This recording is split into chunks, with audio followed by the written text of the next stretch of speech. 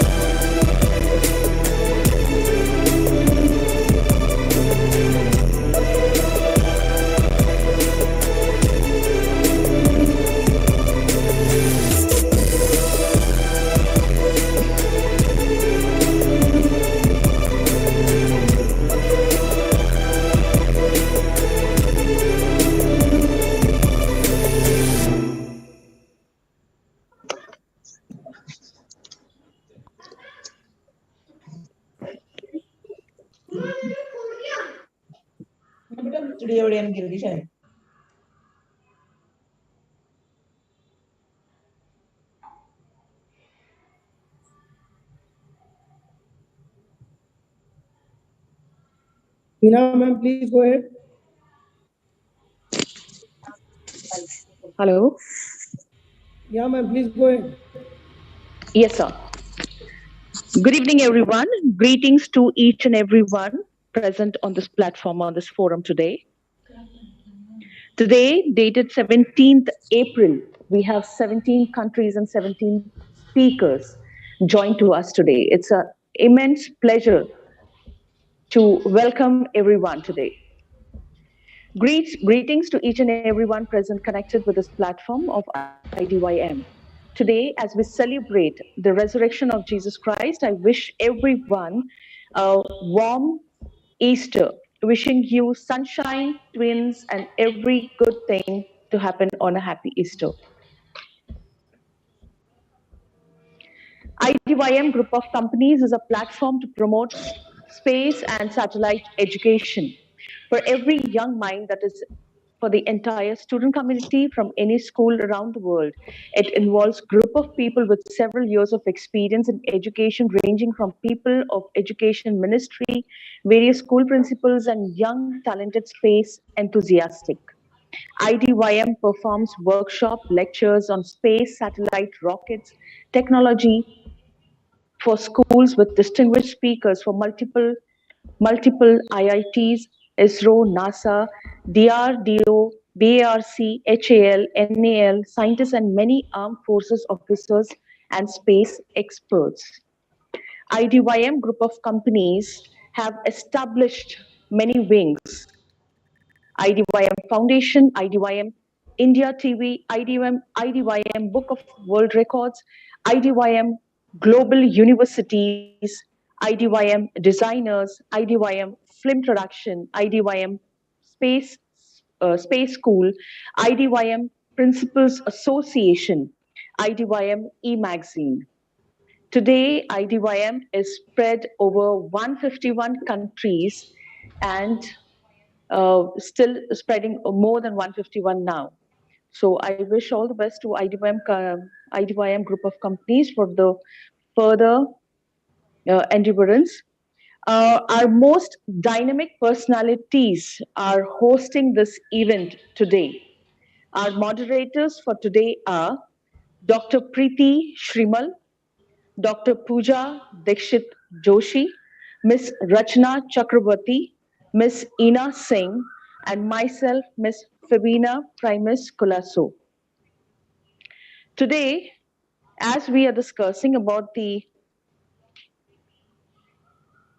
Sustainable Development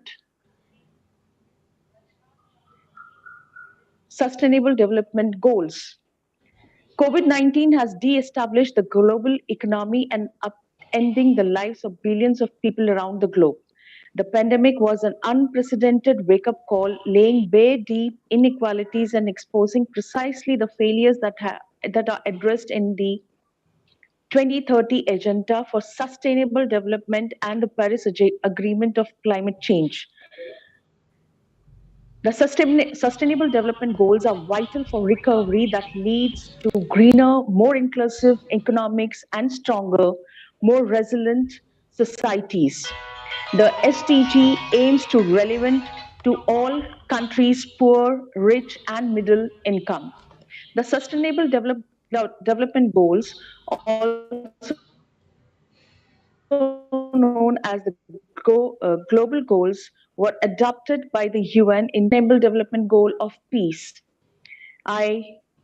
Member, Dr. Ravi Shankar. Our Ravi Shankar Kumar is a mechanical engineer. He is a founder of IDYM Group of Companies.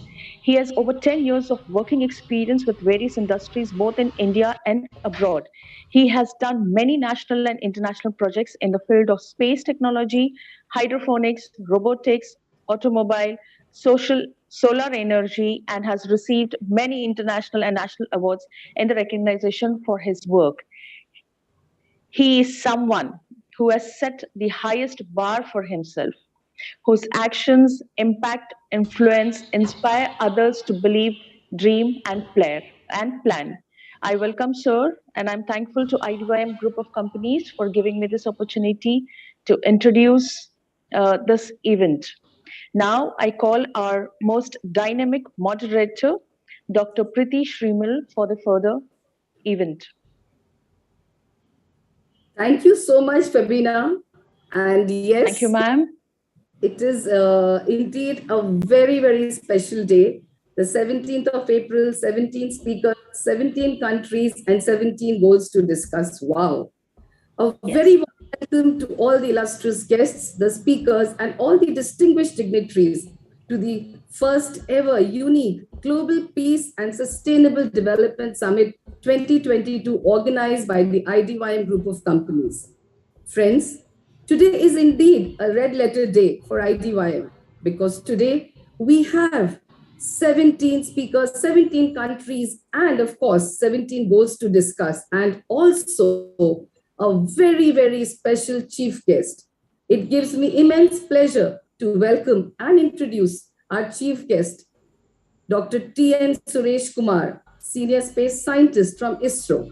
Well, friends, Dr. T.N. Suresh Kumar is a lighthouse of knowledge and erudition, a fountainhead of innovation, a spearhead of creativity, a phenomenal and colossal personality who has inspired millions and created superlative milestones and has etched an indelible mark in the pages of India's scientific achievements. Dr. T.N. Suresh Kumar is like an ocean of ideas. His unique endeavors in every field, in every walk of life, set precedents for all of us to follow. He is indeed a path setter, and he has carved a unique niche for himself and has scripted new frontiers. We welcome such an iconic personality to the Global Peace and Sustainable Development Summit. He is someone who has been able to achieve while others were merely dreaming, who has been able to fly, and he's definitely someone with a dazzling aura and a magnetic personality. Well, before I introduce him with his achievements, I would just like to say, Dr. T.N. Suresh Kumar is the title who says with a smile, yes, it is rocket science. He is a versatile and multifaceted person. Though a space scientist by profession, he has honed his interests in various fields like travel, education, exploration, and many others, and assumed the role of an educator, an explorer, a theme traveler, an adventurer, an experimenter, and a space traveler. Well, the entire universe is in his palms. He has shared his adventures, experiences, and journey around the world through various media like the YouTube, the Twitter, Facebook, of which some of them are so commendable. And I would like to highlight and take note and explain to all of you that Dr. T.N. Suresh Kumar is someone, well, there are so many firsts to his name. So friends, let's just wait and hear the achievements which will leave us awestruck. He is the first Indian scientist to travel zero gravity flight from Yuri Gagarin Cosmonaut Center, Russia. The first Indian scientist to explore the Sahara Desert. The first Indian scientist to reach the summit of, and it's Nyiragongo active volcano in Congo, the biggest lava lake of the world. The first Indian scientist to visit the mysterious place, the Easter Island in the Pacific Ocean, to study human stone statues. The first Indian scientist to visit more than 154 countries and all the 7 continents. The first Indian scientist to visit the Chernobyl nuclear station after 35 years of its disaster. His participation in mission operations account for more than 30 satellite launches like the GSATs, the INSATs, the INSS series. Satellite Earth station operations and test and evaluation are also a part of his biography. Involved in launch, critical, and station keeping maneuvers of geostationary satellites are something which he does with passion and vision. He has supported mission operations of INSAT-3B in Canada. As an educator, he has shared and has educated students about space and earth science in universities and in institutions like the IITs, the engineering colleges across the country and also across the globe. He was a panel member for science discussions on the TV to benefit society and to make them aware of the benefits of science. He is an Antarctic adventurer who has traveled to the Antarctic Circle to witness the auroras, and has also visited the Greenland to see the magical northern lights. He has received an honorary doctorate in telecommunications and also an honorary doctorate in space science. He has carried out Earth's Coriolis effect tests on the equator, passing through Kenya, Uganda, and Ecuador. He has carried out tests at anti-gravity magnetic hill spots. And he's also an active volcano tracking enthusiast. He has gone on underwater adventures, on submarine travels, and also on scuba diving. He is a YouTube vlogger and is also a motivational speaker. He is also a career guidance coach and an inspiration to all of us. Well, Dr. T.N. Suresh Kumar, sir, I can only sum up your personality with these words of Shakespeare. There stands a man with a stature so tall that even the heavens bow down to exclaim, "What a man is he! Unstoppable, with unwavering enthusiasm and driven with a passion and a vision." Well, we have amidst us such an iconic personality whose achievements have left us awestruck. Sir, without wasting more time, I consider it my privilege and an honor to invite you and to share with us your gems of wisdom. So here we have a multifaceted personality and a stalwart, Dr. T.N. Suresh Kumar. Sir, we are indeed honored and so privileged to have you with us today. And all of us are waiting to hear from you, sir. Welcome, sir, to the IDYMF Global Peace and Sustainable Development Summit 2022.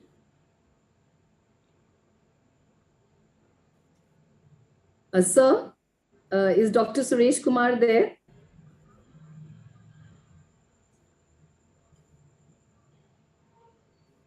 Miss Pooja?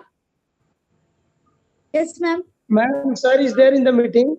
The problem is that he is used to do all the meeting with Google Meet. And Okay, first sir. time Okay. he's facing I some think problem. He's continuously calling. Till the time sir joins, he has joined all 2-3 of times us- and again coming. Yes, all ma'am. of us have been completely mesmerized by his achievements. What? Yes, ma'am. Yes, completely mesmerized. And all of us are waiting to talk to him, to hear him, and to have some kind of an interactive session with. Ma'am, do one thing. You can invite Yes, sir. Radha also. I will fix all the technical things and he will be back. You can invite Radha also in the meantime. Yes. He needs some Rachna technical. ji, yes, I hand over to my dynamic moderator, Rachna ji. Yes, thank you and good evening. Once again, as Preeti ji has already said, that today is an auspicious day. 17 countries, 17 speakers today, all on a platform with the 17 SDG goals.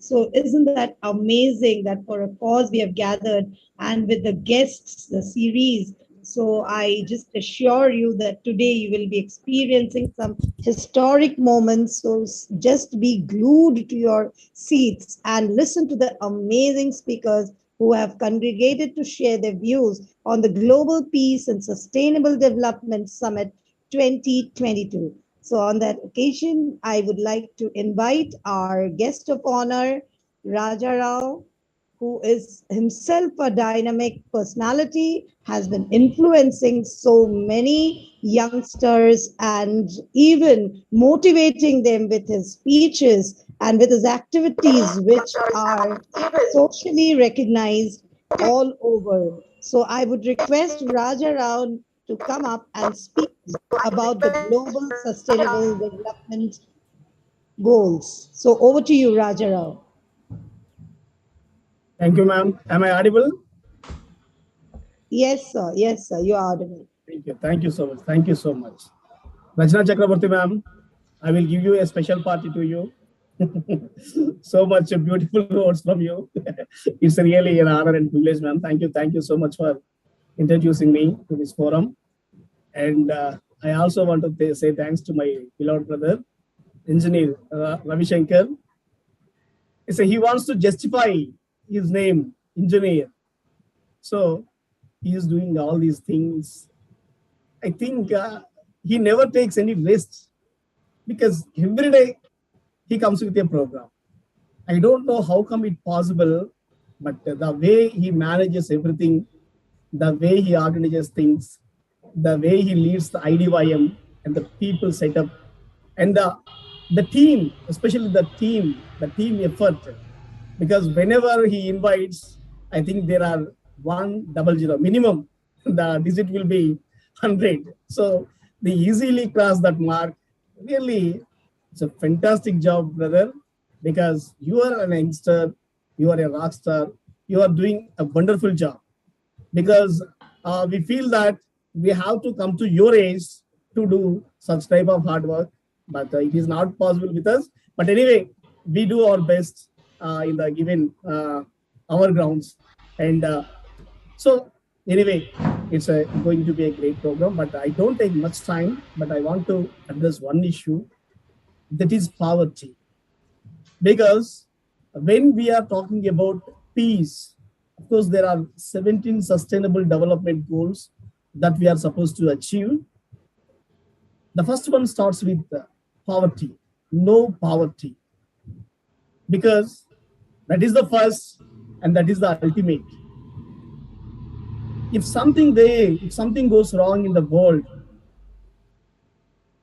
in future, if we see the world is devastated, or in the current scenario, the world is getting devastated, that is only because of poverty. Because poverty causes all the destruction. Because of humans' greediness, because of certain section of political leaders' greediness, some sections of people in each and every nation, they are kept under poverty. You believe it or not, to secure privileges to the people, those who are in 5% or 10%, to give the benefits to some number of people, some section of people, billions of people are now, it's like, we cannot say in words. People are dying, they don't know the reason behind that. Some organized crime is going behind the lines. People are dying every day. That may be because of hunger. That may be lack of food. That may be lack of nutrition. So anyway, each and every nation, in each and every nation, some certain section of people, those who are poor, are those who are below poverty line, they are dying every day. They are dying every day, and some greediness is killing them every day. So this is what happening, we believe it or not. So this has to be addressed first of all, so that we can achieve all the 16 when we are able to start with our first step. Of course, each and every organization is doing their part to execute or to achieve each and every sustainable development goal, because each and every sustainable development goal is very crucial for the sake of our future, and for the sake of our planet's future. That's great. But here, because of this pandemic,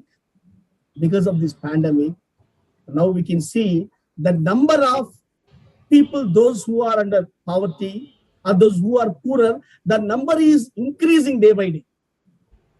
What happened with the pandemic situation is the rich people are getting richer, the poor people are getting poorer. This is what the current scenario. So by showing the few number of people, those who are getting billionaires, see how we are developing. That's what they are saying. Or there are some notions that say that is because of their karma. They are poor or they are below poverty line because of their karma. So we'll give such type of title to them or label to them, and we ignore them. So one thing here we want to pose a question to ourselves.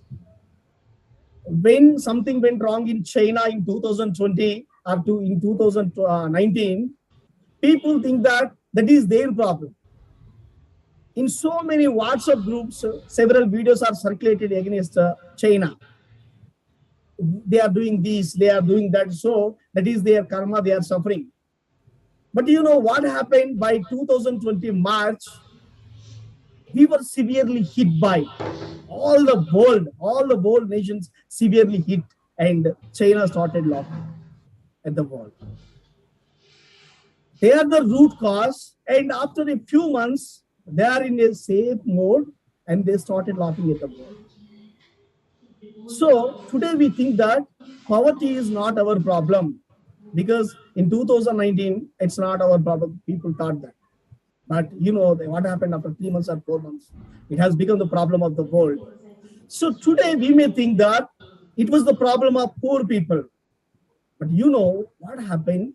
If we ignore such type of problems, you know, civil wars, because people can face any type of oppression up to a level. If it goes beyond that level, you cannot oppress them, because everything has a limit. Everything has a limit. So these people, for these poor people, by saying karma, by saying this, by saying that, we may label them something and they can go with their life for a while, but it doesn't last long. There will be a point when they rise against nations. So we should not ignore poverty, because it is the biggest enemy to any nation. It is the biggest enemy to any, even it is Western country, even it is USA, because today we are talking about Donald Trump. He lost his post, the biggest post in the world is the President of America. He lost his post because of one person. One black man was killed in the middle of the road. You believe it or not, that is the root cause for the fall of the great Donald Trump. If he was there, or if he is there today, there won't be any war between Russia and Ukraine. He may, what type of person he may, but he can control. He has that power. So, because of one person death, the fate of the world has changed. Because of the greed of one person today, we can see thousands of people are being killed in Ukraine. Of course, nations are doing their part by doing this and that to control Russia, but they are unable to. Anyway, Ukraine is fighting. Russia thought that in 1 week, we can collapse the Ukraine. But you know what is happening? Actually, the real winner is Ukraine. They are able to defend. They are able to fight. They are able to protect themselves. Still, they are ready to sacrifice millions of people among them, but they want to fight. So, in any way, they are dying physically, but they are able to sustain this war. But you know what happens at one point, if the war goes like that, if nations will see and if nations will watch, it is not our problem or it is not our concern. And if by posing some, what we call, there are some, I don't know the exact word, but anyway, they're doing something and they are thinking that it will be okay, but that is not okay, because nations are not doing their job. Russian president, he openly ordered, if some nation comes against us, we won't spare. That is what from him. So anyway, in 21st century, the war is going like that. There are 150 plus nations which are watching it. If we do not go forward and stop it today, because remember that peace is the responsibility of everyone. Peace, it is the individual responsibility. You may think that you are an individual person, what you can do, or I am an individual person, what I can do. But you know, I was able to influence 50 nations at some point. Of course, it's through my letters. Through my letters, 50 nations responded in a positive way to support my World Peace Campaign. So today I can see there are so many organizations, of course earlier there are so many organizations which are striving for this global peace. Really, that is very appreciable. I appreciate Ravi Shankar brother because he is doing commendable job to establish that peace, because that is what required. Because if something goes wrong in single day, billions of people will die because of one person's greediness. If Russia attacks with their almighty, in one day, the Ukraine will be collapsed. There are some people who are in touch with me from Ukraine. They are saying their struggles. Of course, they are fighting, but they are suffering. We don't know how long it lasts, but if it goes like that, it is going to affect each and every nation. Actually, India would have faced the same problem with China, but Indian government responded in a non-violent manner, because our Prime Minister said that there won't be any such type of environment between our both nations.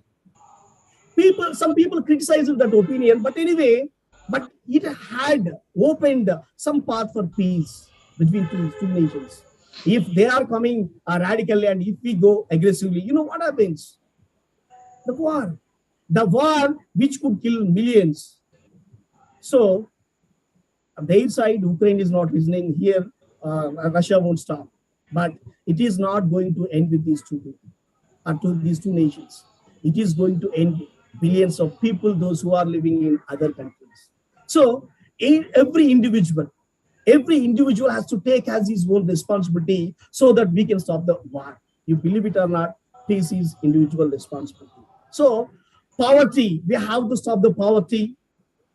We can stop the poverty by taking individual responsibility. We can stop the wars by taking the individual responsibility. And youth should be motivated. Youth should be ignited. In every nation, the power of a nation is its youth. We have good examples in IDYM for a best example. But in the same way, there are some youngsters who are using their mighty towards the destruction. Because that is unemployment. Unemployment is making youth to to divert them into a destruction, and they are making it as anti-social elements. So every nation should focus to use the mighty energy of youth, because of course youth is the mighty energy of every nation. But if it is not properly utilized, or if it is segregated, or if they were marginalized, you know what happens? When youngsters are marginalized, they become anti-social elements. So every nation should focus on this poverty, this unemployment, because unemployment leads to poverty. When you don't have a food, then you'll go for a civil war, or you'll become an anti-social element. So all nations and every citizen, it is not just the responsibility of nations and leaders, but as an individual, we have to feel our responsibility. We have to raise our voice. If something goes wrong in India, we have to ask our governments, sir, why it is happening so? Please make this. So if something goes wrong in a world or in planet, because we are global citizens. Today we are global citizens. Now I can see here so many people from different countries, 17 speakers, 17 countries, 17. So it's a 17, it's a great number, because now it has become a Vasudhaiva Kutumbam, a global family. So if something goes wrong in Ukraine or something goes wrong in Russia, you can raise your voice. We can raise our voice. So as an individual, we have the potential to stop the wars. So just by by saying the word, it is the responsibility of governments. If you stop doing your job, then that is our failure as a citizen.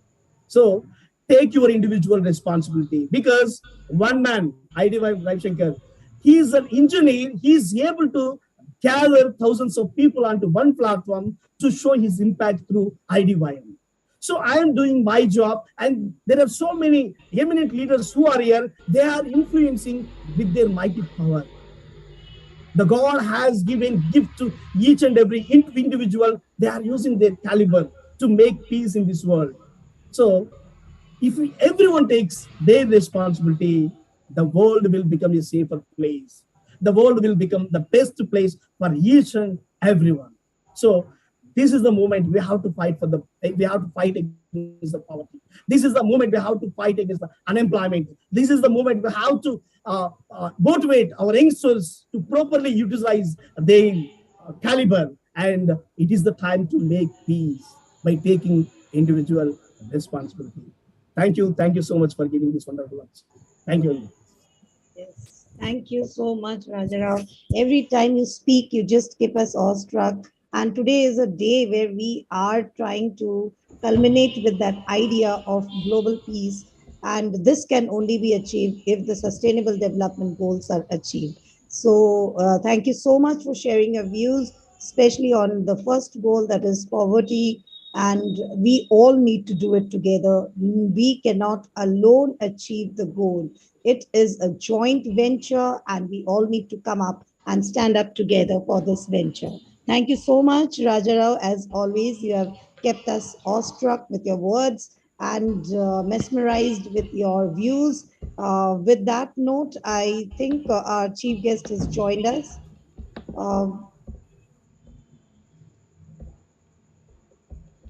Dr. Pooja, can we see a chief guest there, or shall I continue with our guest of honors? Just a minute, ma'am.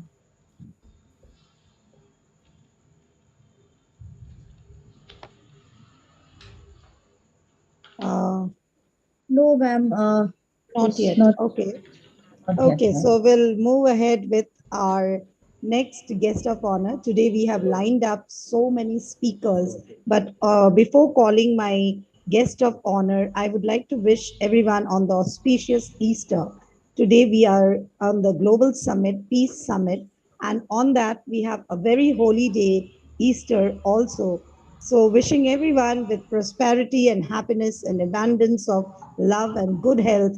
With that note, I would like to invite our next guest of honor, the dynamic Queen Nadia Hirahari, the founder and CEO of Success World One, Ambassador at Large for UN Affairs at the International Human Rights Commission, arbitration judge, the Federal Court for International Human Rights, Pro-Chancellor of EIRO London University, Rockwell College of Science and Technology. Ma'am, we would love to hear from you, your views about the Global Peace and Sustainable Development Summit.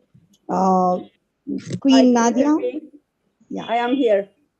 Yes, ma'am. I am so sorry. As I informed my brother Ravi Shankar, I don't know what is going on with my cam since yesterday, and this is why I'm not able to open my cam. I'm so sorry. Oh, that's okay. But I couldn't miss this opportunity to join all of you and to be here and support my dear brother, His Excellency Dr. Ravi Shankar. And thank you for the invitation, and thanks to all the family of IDYM, my dear family, because I am part of it. And I want to say greetings to all of you, and thank you again. You know, before to start my speech, I want to say Happy Easter to all of you, and may the power of resurrection brings healing, restoration, and breakthrough to all the families. Now let me speak about this interesting and powerful topic, and I thank my brother for this amazing topic: global peace and sustainable development. When the power of love overcomes the love of power, peace will take roots in the heart and will become an absolute law respected by all. When we speak about... Hello, 1, 2, 3, 3, 2, 1. Can you hear me? This is Dr. Suresh Kumar speaking. Sorry. Dear participant, it's a request to keep yourself on mute. Can I continue? Everybody can hear me? Yes, ma'am, you can continue, ma'am. Okay, thank you. Global peace and sustainable development. We cannot bring peace to this world or sustainable development without talking about personal development, personal transformation, personal peace. You see, there's a duality within us. How can we bring peace to the world if we are living within ourselves this duality? How can we bring peace and love to the world if in our family we are fighting, we are facing different troubles? How can we bring peace to the world and speak about sustainable solution to the development if in our home we are lost or stuck in the consciousness of the ego? It is not possible. Our brother Raja Rao spoke about poverty. Yes, it's a major problem in this world. But can we really see the poverty outside of us as a problem? No, because the poverty is the poverty of the mind, of the heart. If we don't clean our heart, it will be impossible to change this world in a better way. No way. We are living in a world of appearance. We are giving too much power to the appearance, the personality of the ego that we are all, this body. We are not realizing our real identity as a spirit in control of everything. And because we are lost, we are not even able to choose the right leaders in the world to guide us. They are all greedy.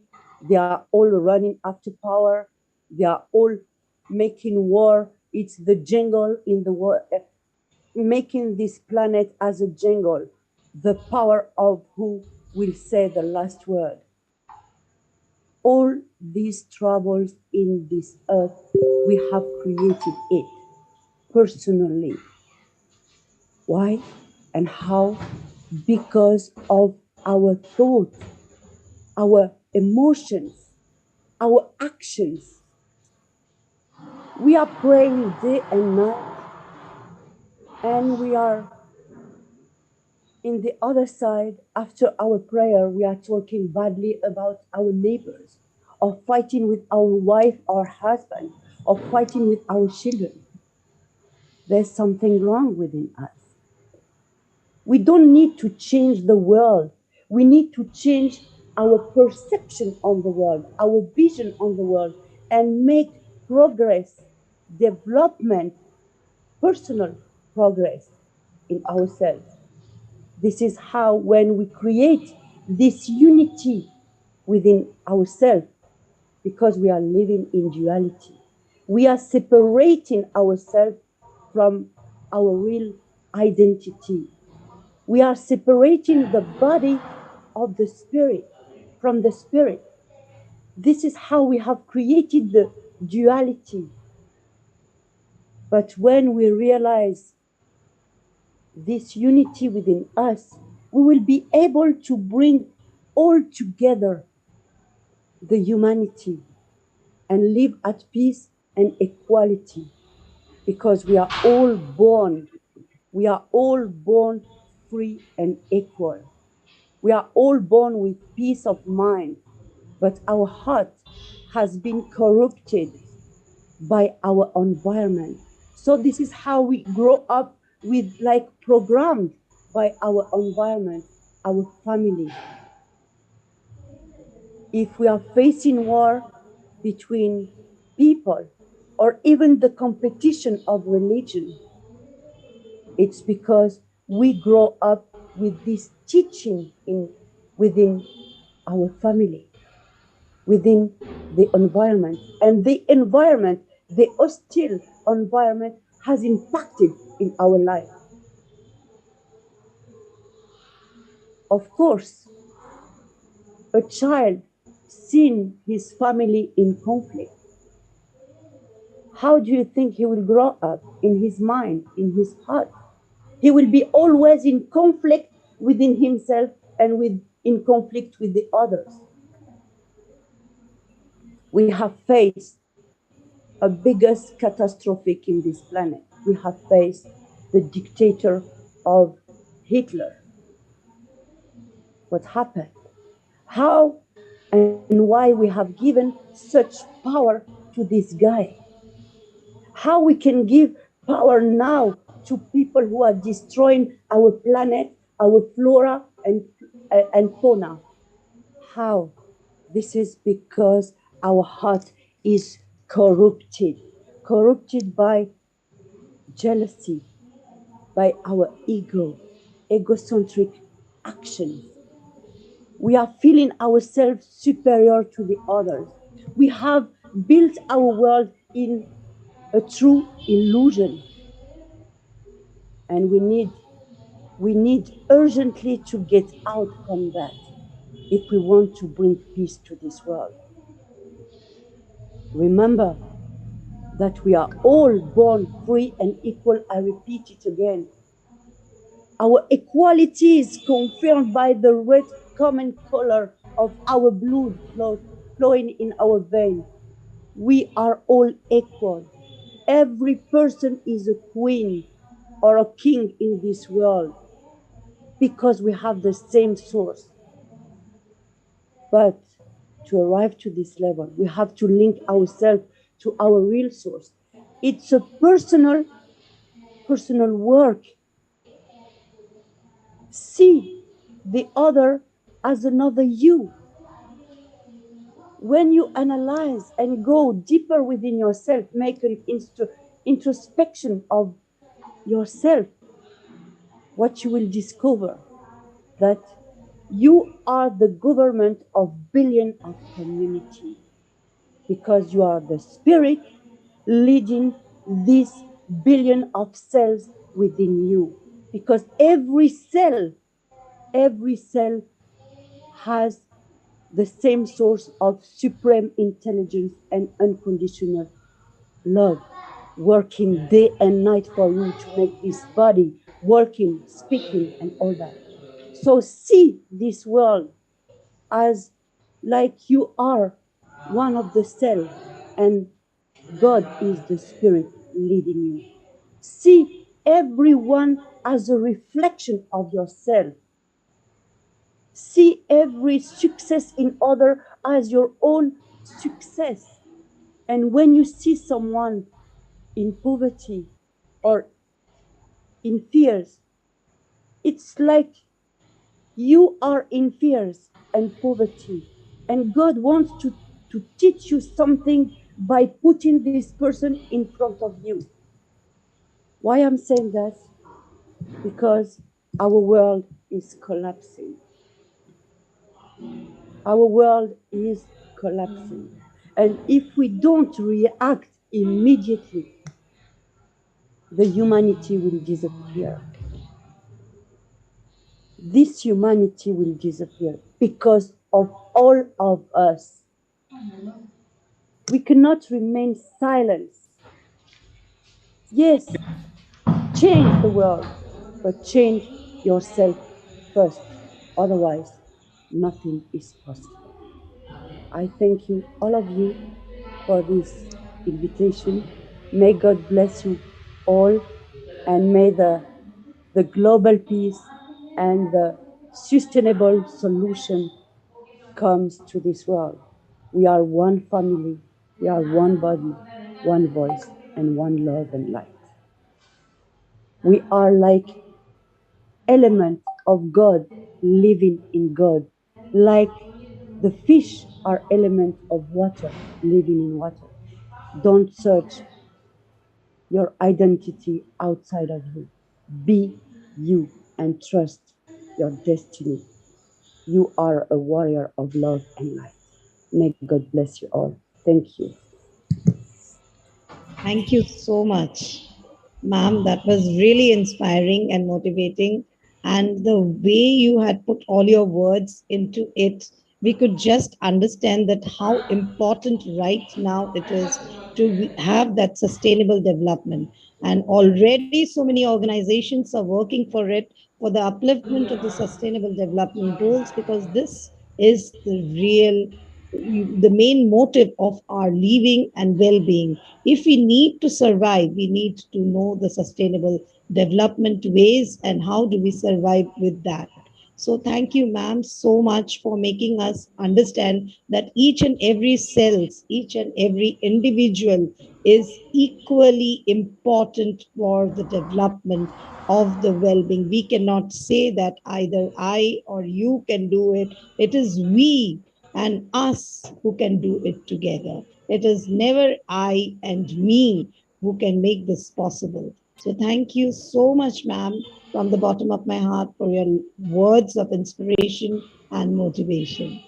So over with those words, I would like to request Dr. Preeti Shrimal once again and invite her and take up the next session. So over to you, Dr. Preeti, ma'am. Thank you so much, Rachna ji, and a very, very warm welcome to Dr. Suresh Kumar, sir. Sir, we have been mesmerized and spellbound by your achievements, by the commendable life history, by the way you have actually soared to great heights.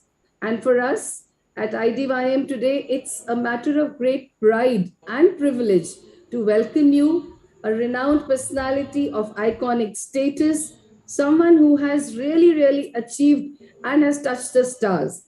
Sir, an honor and a privilege to welcome you. So before we actually move on, sir, I would once again, on behalf of the entire foundation, express my heartiest gratitude to you for being with us today. And of course, now all of us are waiting to hear your words of wisdom and share with us your phenomenal and inspirational journey. What challenges you face, what message do you have for us?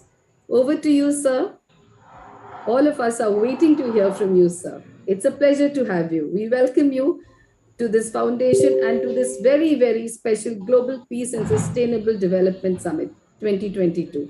Welcome, sir, as our very special guest. Sir, you're not audible. If you could just increase your volume, sir, the volume of your...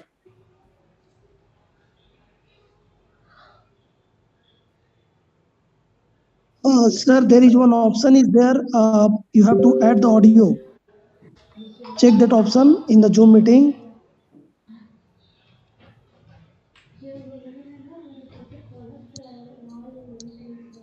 I think, sir.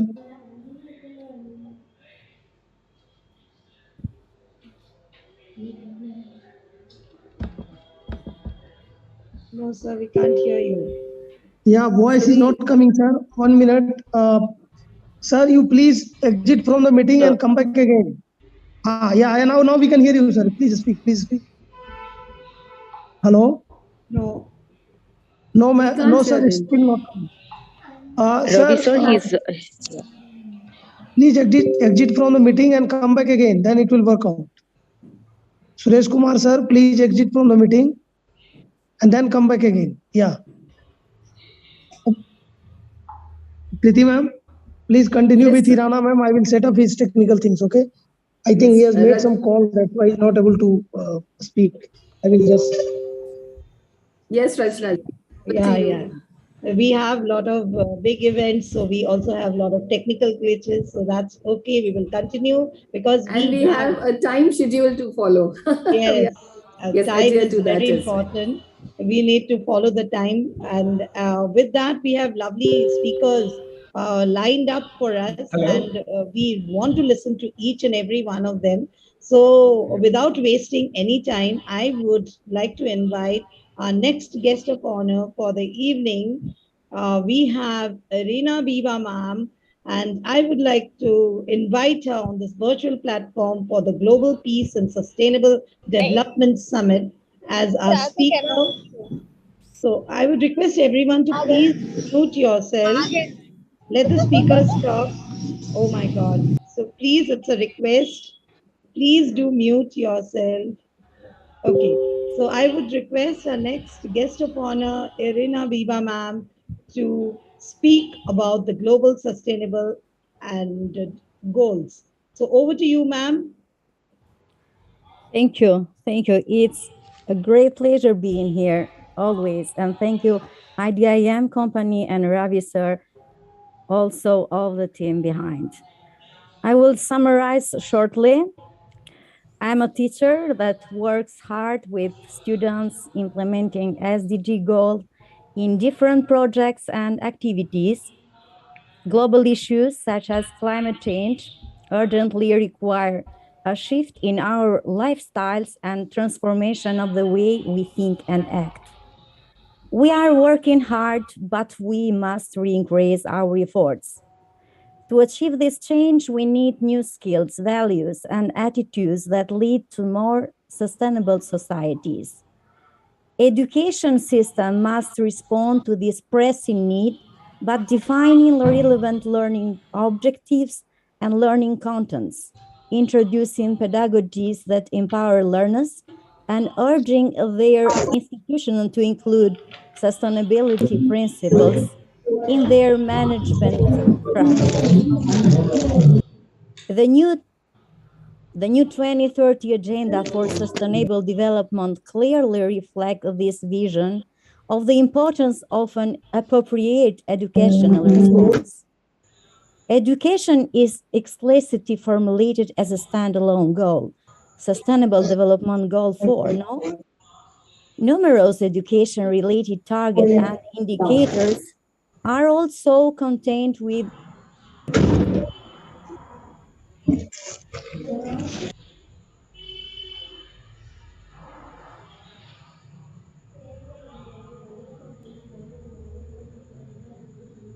Can I continue now?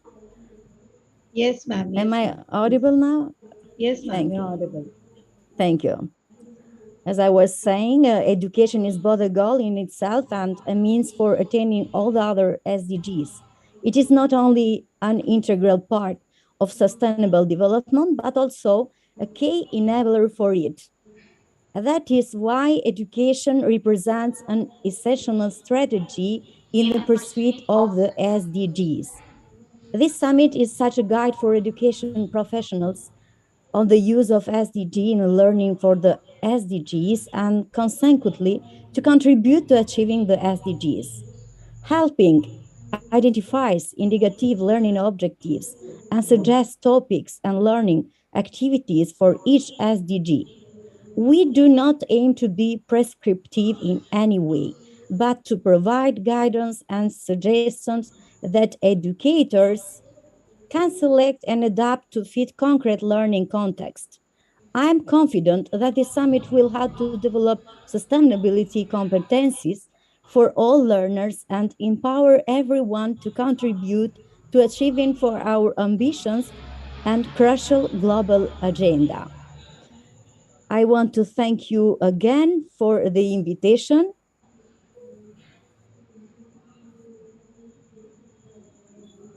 Thank you so much, ma'am. Thank you.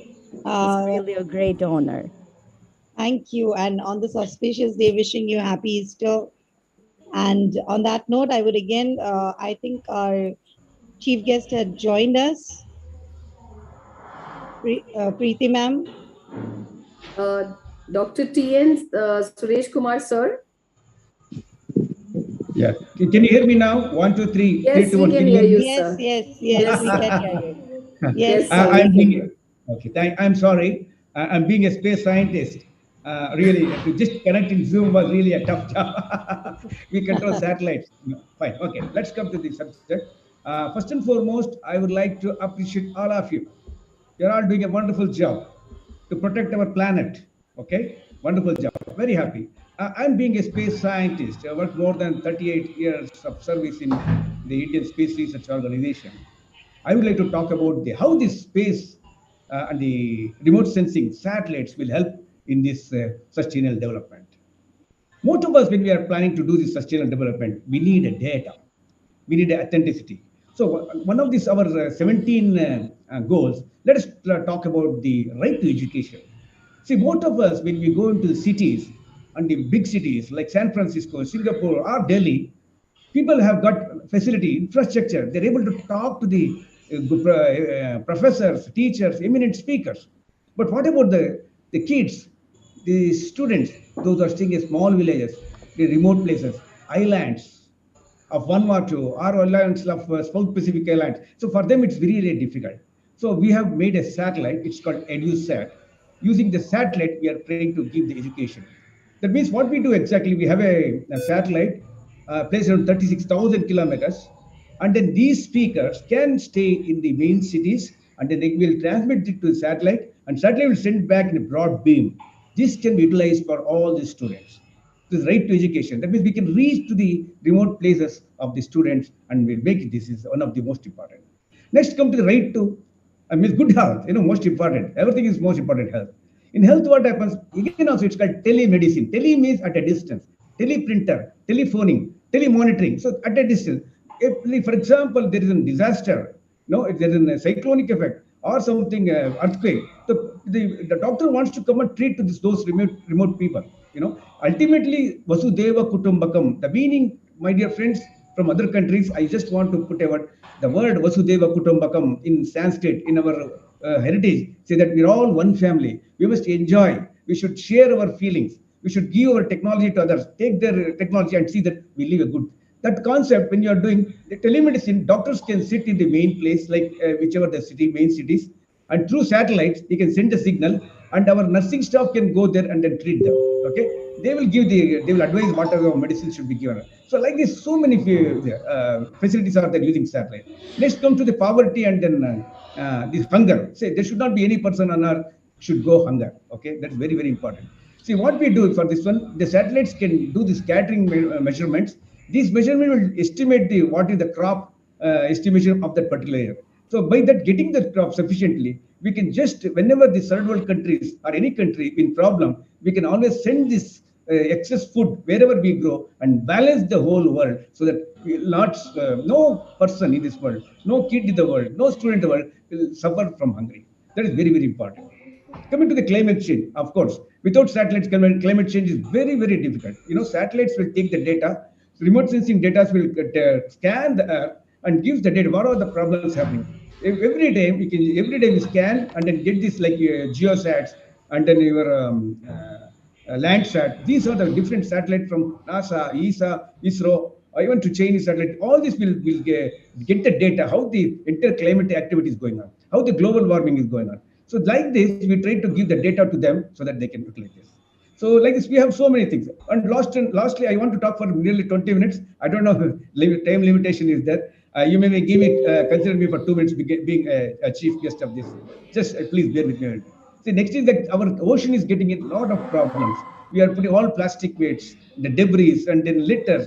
These things, with the satellites, when we are taking the imageries, we can find out where exactly this type of debris are being landed. It's called delta formation. So we can send some people and get rid of this. So each and every place, the satellite plays a very important role. Particularly recently, we had a pandemic problem. The people were not able locked in. They were not able to go to hospitals. They were not able to meet. So at such time, the satellite data have been used, and then using telemedicine, we are able to treat them. Like so many applications are there. Satellite and the rocket and the remote sensing techniques are used for the sustainable development, and then we can definitely make use of it. And I would like to talk for a long time. Maybe at the end, if anybody has got a question, I would like to explain in detail. So if the time is up, I will stop. Otherwise, I can continue. Up to you. So you can continue speaking. We would love to hear from you. But yes, we would love to make it more interactive. So I would request my co-hosts to ask their points in front of Sir, because listening to Sir is always a pleasure, and we gather a lot of information from him all the time when he speaks. So I would request my co-host to start with Miss Fabina. Fabina, ma'am. Can you go ahead with the question? Yes, sure, ma'am. Definitely.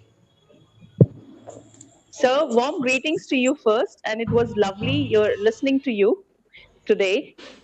My question to you is, you're the first Indian who traveled the edges of space. How was your space experience? Please share something with us, sir. Oh, okay. I'm the first Indian to go to the edge of space, the stratosphere, and also 259th person in the whole world. See, actually, it was my dream. I was one of the astronauts selected to go to space in 1984. Because of the Challenger got blasted and the whole program was stopped. So it was my dream. It was my lifetime dream that I was not able to do it. Exactly after 30 years, I was able to go from Russia to the edge of space. So when you go to the space, when you see this Earth, you get a feeling, this is the Mother Earth, where I am come from. And when you see this, the whole globe, we always feel that we must protect it, not only for us, even to the future generation. It's an amazing experience, and then it's really tough, and we need to be healthy, and then we should be fit, and then we get a training, and then go to the. It's really a really amazing experience to see the Earth from far off place. Okay. Any other question? Yeah, thank you, sir. Yes. I request Dr. Pooja to take the next question. Yeah, a very good evening, sir, and everyone present here. And I'm privileged to share the same platform here, sir. Sir, as you have been a traveler over 150 countries and 7 continents, and what makes you to become an avid traveler, sir? Okay, very interesting question. Very interesting question. See, what happened is, I am a normal man. I'm an ordinary man. Come from ordinary family, a lower middle class family. A person of my caliber can do this. Any one of you can. Okay.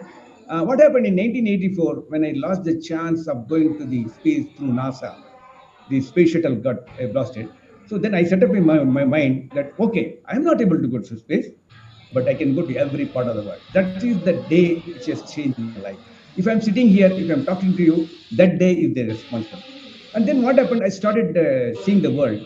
So when I start seeing the world slowly, because I am, as I told you, I'm from a lower middle class family. I am not rich. I am not having money. So then I need to hold the money, store the money, every month, like any other government official. Then start seeing the world. Then when I start seeing the world, it was enjoying. And then whatever we felt, See, for example, recently I was in Dead Sea. We all studied in our school about Dead Sea. When you go and jump, you don't sink, you start floating.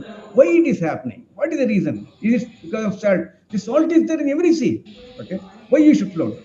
Then the scientific temperament in me started start seeing these icebergs in Antarctica. Why is it such a huge iceberg? How it forms? How the nature is? I started loving the nature. And then start spreading these ideas into YouTube and other channels, Quora.com, IITs, NITs, all these institutions I start explaining, and then I start getting enjoying. So then slowly, 10, 20, 30, I never made this to make a record. Honestly, I don't know, I'm just honest, and then I start becoming records.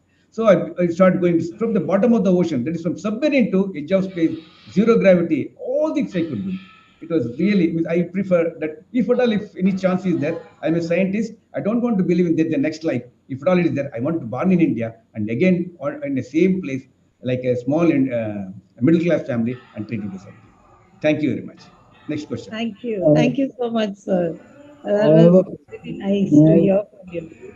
So coming to my next question, I really want to ask this question personally myself.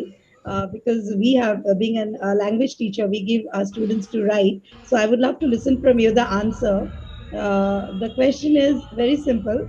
You are the first ISRO scientist who experienced zero gravity in Russia. What was your experience in zero gravity, sir? Oh, could you please wonderful question. I'm extremely happy. People are asking a very nice question. It's altogether different. See, what happens is, there is a GM by R square. See, gravitational force will always try to bring any part towards the center of the Earth.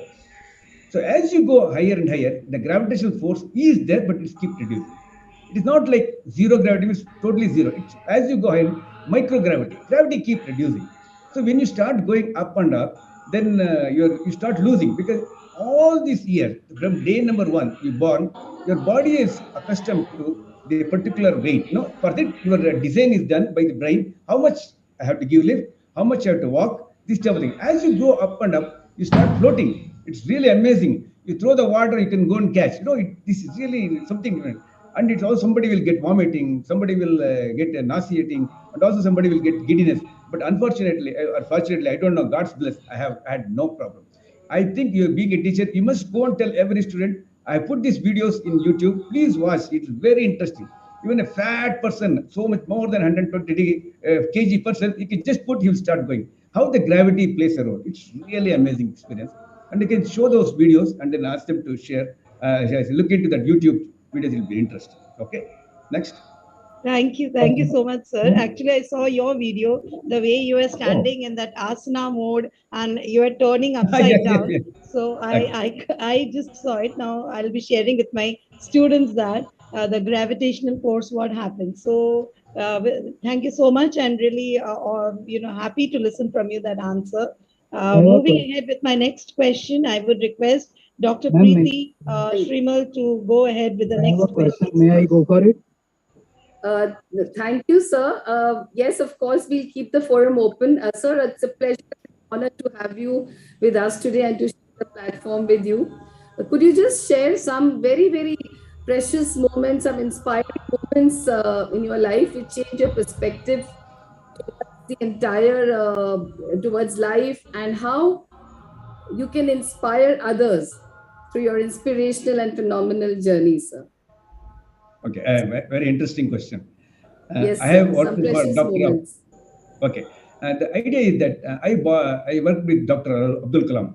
Actually, he is my guru. Okay, so normally whenever I go to any place, first and foremost, I would like to give my salutation to Dr. Kalam and then start. The idea is that it's not that when we undergo any type of problems in life, okay, what kind of problems? Don't worry. Sometimes financial problem, sometimes relation problem, sometimes education problem, sometimes employment. There's always a bright day tomorrow. I always believe that there's a bright day always for me. If you believe in God, I don't believe in God. I believe in God, human God. Daiva Manusha Rupena. There is somebody will come and help you. So you should have a dream. That dream, not what you see when you sleep. The dream which not allow you to sleep. That's what Kalam Sahib used to tell. So when you have that dream, I can be a good teacher. I want, like, for example, you're a teacher, one of you are there. You can say that you don't think that I'm just a teacher. I will every year teach and I'll 35 years, I retire and I'll go with some 50,000 salary. No. By the 35 years, if you can make one Abdul Kalam, if you can make one Sir C.V. Raman, you have done everything for this world. So that is the way you should work. So what I'm saying is, I just started doing, and I started loving this nature, and I go to every part of the world. I went to Africa, each and every place. I never faced any problem. I went to South America, everywhere, I no problem. People ask me, are you going to Guatemala? Are you going to Honduras? I never faced any problem. People are hugging me, they're giving me a joyous moment. You can see those videos, I express. If you love people, if you like this earth, there is nothing can stop you. So you must love people, you must love this Mother Earth and start exploring, see that, feel it. Feeling is different and just reading is different. If you want to have information, go to library, go to internet. If you want knowledge, go to laboratory. When you go to laboratory, you will understand. It's like that when you go to meet the people. I speak French, I speak Spanish, I speak to some extent German. I know, like this, but mix with the people, talk to them, enjoy the life, and then never worry. Everything is decided. You can enjoy it, can achieve. If an ordinary man like me can achieve it, anyone of you can. Why anyone? All of you can do it. Another day, I would like to sit here and watch your achievements. That's what I want to tell all youngsters. Please believe in you trust in you can do it. You have that ability, you have that power, you have that energy, you can do it. That's what I want to tell youngsters. I meet about 25,000 students every year. Yeah, next. Thank you so much. Truly inspirational, and definitely if we have our mind set to a purpose in life, that we can achieve anything. So impossible is just a word in the dictionary, I think, for you. And there's so much we can do. Yes, sir. Impossible is nothing but I am possible. Yes, sir, impossible. Absolutely. I am possible. Okay. Truly inspirational. There's so much to learn from your life, sir. I think there is Mr. Vishal. He's Yes, ma'am. I'm here. wants to ask you a So, question. Yes, yes. Mr. Vishal. So my question is that you talked about EduSat, and I know that the future is about small satellites. So how is small satellite market and small satellite launching services going to play a role in sustaining development goals in future and for current scenarios? Okay. Are you a student? Vishal, are you a student, Vishal? And I am also a founder of a startup of a propulsion system. Fantastic. Welcome to ISRO. You see, Thank you, sir. see what happened.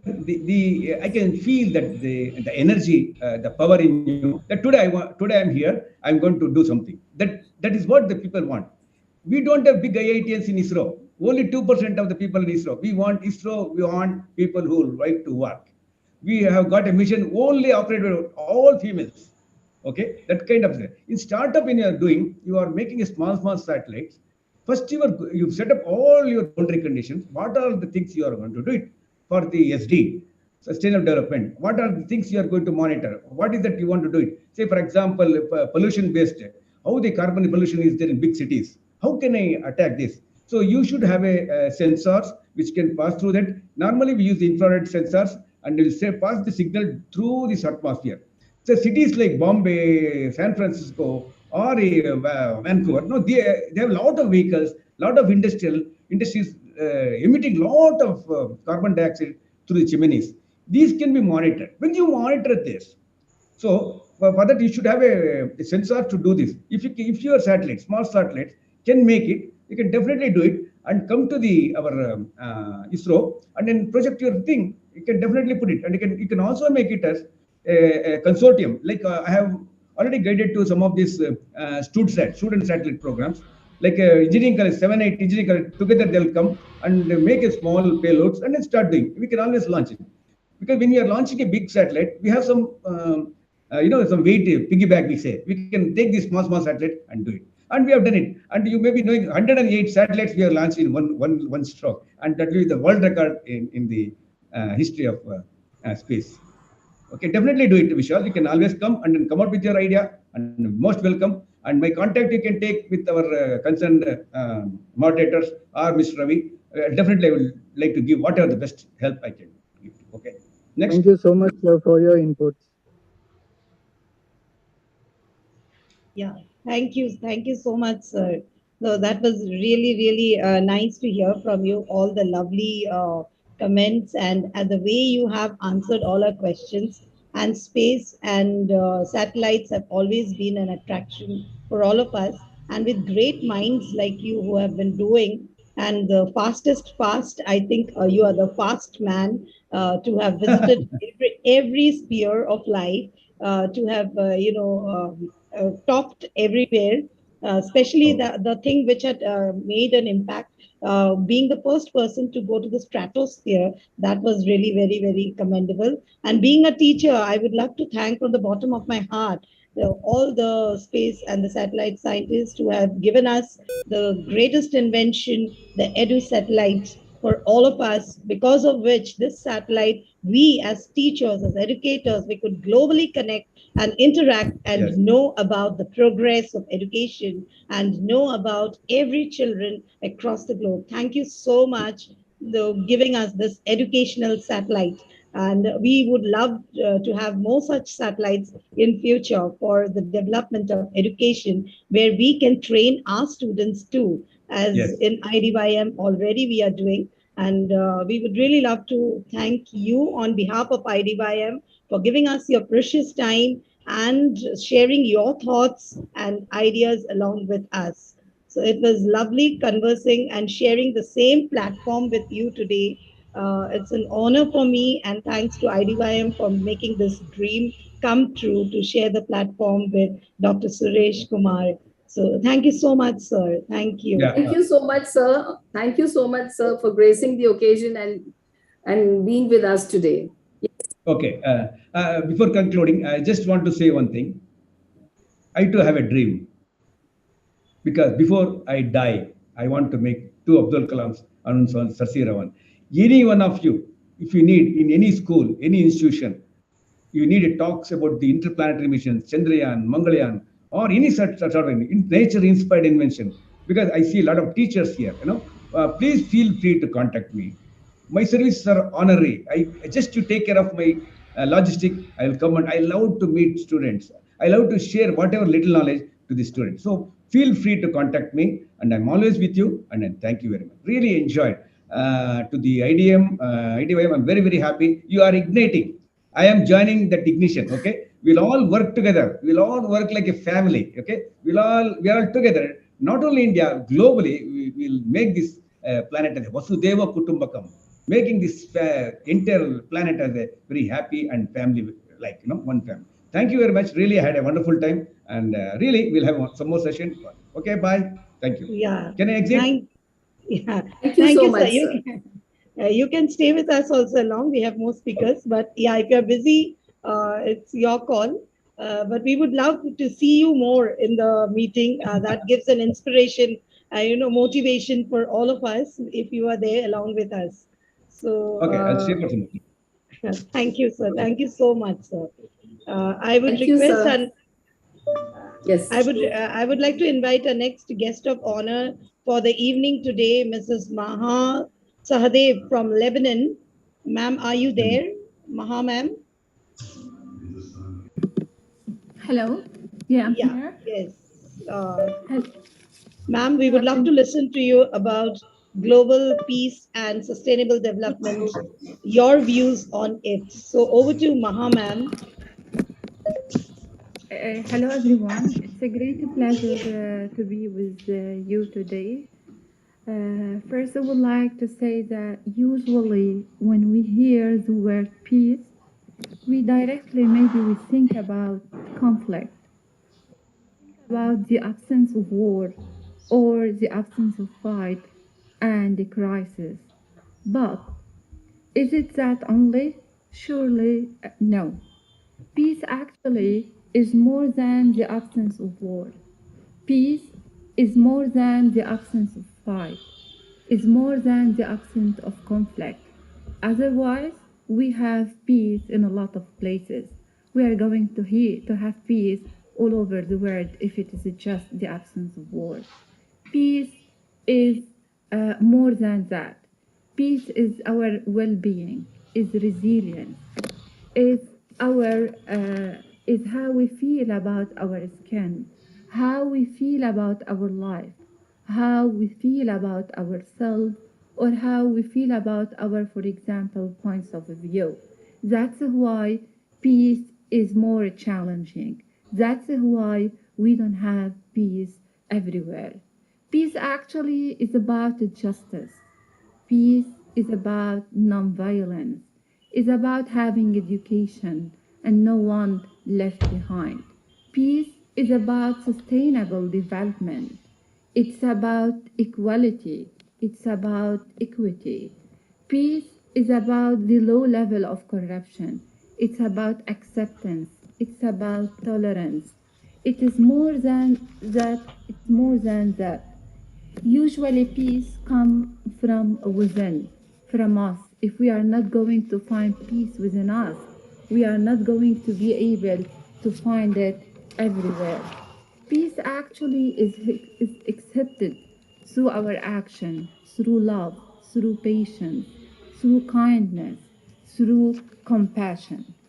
Building or promoting peace actually is our duty, is our mission. And how can we do that? It's through our non-violence action, not just, for example, through talking. We need just to do that. Peace can be achieved through inclusion, when we are going to accept people, whatever the difference is going to be between us. It's through practicing forgiveness and the act of kindness. Peace is going to be tackled or promoting through talking about the climate change, through preserving our nature for the future generation. Peace is only can be achieved when we are going to have equality, between male and female, when we are going to share our thoughts, when we are going to accept other thoughts at the same time.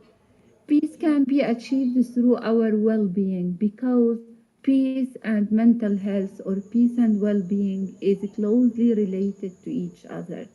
I can't live in peace if I'm anxious, if I am depressed, if I have any problem. So both closely related to each other. To achieve peace, we are supposed, for example, to be able to help people to find their inner peace, their inner.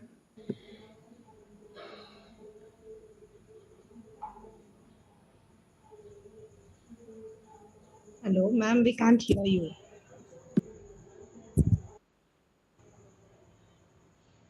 Okay, maybe some technical glitch. So we wanted ma'am to finish it up, but maybe there is some technical. She's left the meet. Okay, I would now, without wasting time, time is again a factor because we have the 17 SDG goals to be spoken about, and our eminent speakers across the globe have joined us with different time space. So I would now hand over the virtual mic to my co-moderator, Dr. Preeti Shrimal ma'am. So over to you for all the 17 SDG goals and the 17 speakers. Over to you, ma'am. Thank you so much, Rachna ji. And I think it was a wonderful session with our chief guest, Dr. T.N. Suresh Kumar, who gave us such a unique perspective on everything, including how satellites can be so useful in attaining the SDGs. That was a very different perspective which Dr. Kumar shared with us. And of course, the nuggets of his life and how inspirational his journey has been. Thank you so much, sir. And thank you to all the guests of honor for being with us today and for sharing your thoughts and for, of course, enlightening us with your viewpoints and with your suggestions. With this, we now begin the Global Peace and Sustainable Development Summit 2022. The SDGs, friends, represent a clear economic imperative. Their achievement would mean greater productivity, increased employment, and stronger economic growth. This is what the Secretary General of the International Chamber of Commerce quotes. And today we have all gathered here to collaborate, to deliberate, and to discuss how to make these 17 goals attainable, achievable, and a reality. Today, more than ever before, we need to share a common destiny. We need to come together to master all our challenges. Only then can we face all the challenges and achieve these goals. These goals, which are nothing but a blueprint to achieve a better and a more sustainable future for all the people across the globe by 2030. So we commence with the Global Peace and Sustainable Development Summit 2020. And I invite my speaker, Ms. Patricia Gonde from Zimbabwe, to speak on SDG 9. Is Ms. Patricia? Dear friends, there's a little bit of a change in the order because Ms. Patricia is in Australia and I think it's a little late in the night for her. Is Ms. Patricia there? Yes, I'm here. Thank you. Yes. So you, Ms. Patricia, we request you to share your views on goal 9, which is industry, innovation, and infrastructure. Yes. Thank you so much. Thank you. Good morning, good afternoon, good evening. I feel honored to be here in front of this podium. Yes, I'm from Zimbabwe, but currently I'm in Australia. It's almost 1 year in Australia, but this couldn't stop me to share with you about SDG goal number 9. I hope I am audible. Yes, ma'am. Yes, Ms. Yes, ma'am. You are audible. You are audible. So Sustainable Development Goal number 9 is one of the 17 SDGs by United Nations, which were proclaimed in 2015. And SDG number 9 is based on 3 interconnected pillars, which are infrastructure, industry, and innovation. I was quite happy when our guest speaker, Dr. Suresh Kumar, talked about infrastructure when he was talking about the EDSAT. So with SDG number 9, its aim is to build a resilient infrastructure and promote sustainable industrialization and foster innovation. In here, especially in sub-Saharan Africa, we are faced with a lot of challenges in terms of infrastructure. So with SDG number 9, it has got 8 targets and 12 indicators, of which some of them are to develop sustainable, resilient, and inclusive infrastructure. If we look at my country, Zimbabwe, right now, we have a lot of challenges, especially in terms of infrastructure. We do not have that, what can I say, resilient, and it's not sustainable. For example, because of our economy, which has gone down, and because also of COVID-19, our infrastructure has been affected quite a lot. Right now, this is 12 o'clock. You can still find people who are still in town. They cannot go home because of transport. 1, our government cannot afford in any way to provide us with cheap transport, especially the railway system. 1, it has been vandalized and it is no longer working. So we still have problems in terms of infrastructure in countries in Africa. Not only in Africa, maybe in some countries like developing countries, we have so many countries that also still have got this problem. So with SDG number 9, we have to achieve it by 2030. We have about 8 years to achieve this. So we still have a long way. If now, because of COVID-19, let me not talk about the railway system. Let's go to the airline industries. What happened? Most of the airline industries were down because of COVID-19. People could not move from one place to another. For example, from 2019, I was trying to come up to this country to see my grandchildren, but I couldn't because the planes were not working. So now things have started to move. So it is up for us now. We are social activists. We have to fight to make sure that infrastructure in each and every country has to improve. Now, when we move on to some of the targets that are on SDG number 9, like promoting sustainable industrialization, if we also look at the manufacturing sector, also it has been affected by COVID-19. Look at employment. So many people have been laid off. What are we doing as countries to make sure that those industries now can be revitalized, or people can now go to work and we offer employment? Look at the manufacturing sector. Besides that, target number 9.3 is on financial services and markets. We need finance for those industries to be up and working. We, in each and every country, like my country, Zimbabwe, we've got small to medium enterprises. They cannot be able to sustain themselves because of the economy. Most of the people are not working. So we need to help these people so that they can be able to manufacture as well. This will contribute to the country's total GDP. Now, if we look at what our guest speaker was talking about, the internet. Yes, our target number 9.5, I'm not going to look at them all, to enhance research and upgrade industrial technology.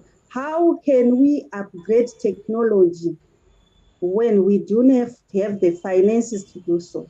When our governments are not supporting us, they should be supporting us or subsidizing us. How can we facilitate sustainable infrastructure development for developing countries like African countries, the least developed. My country is a landlocked country with small islands that are also suffering. How can we help them? Then let me move on to 9.8. I've got 5 minutes to talk, I know. Universal access to ICT, like what Doctor was saying. We should increase access to ICT and try to provide universal and affordable access to the internet in least developed countries. Okay, are we able to do that? Look what happened when COVID-19 struck in 2019. Most of our children, most of them could not go to school. Why? Because they had no access to internet. It's only a few companies, it's only a few individuals like Dr. Kumar who were able to make sure that the digital divide is the gap, that there shouldn't be too much, there shouldn't be a gap.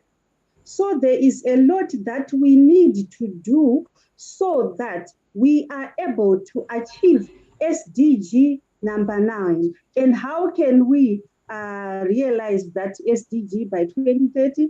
One, our governments to provide the resource, to overcome the resource constraints and provide us with the finances that we need. And not only look at the government, but the corporate sector as well. And what are we doing in our communities to help each and every individual? Number 2, we should build and strengthen those developed countries' capacities. Provide the finances, provide ideas. It's not only providing finances, but ideas also on how best to realize SDG number 9. And we talked about research and development. It's not only the research and development from, we have postgraduate students, we've got those doing PhDs. They can be used in terms of research to find solutions to our problems that we are having in our countries. And then we should be able to upgrade our existing infrastructure.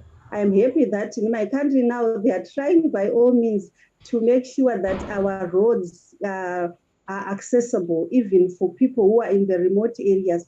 They've also tried, yes, to provide some internet for some students who are also in the remote areas, but that is not enough.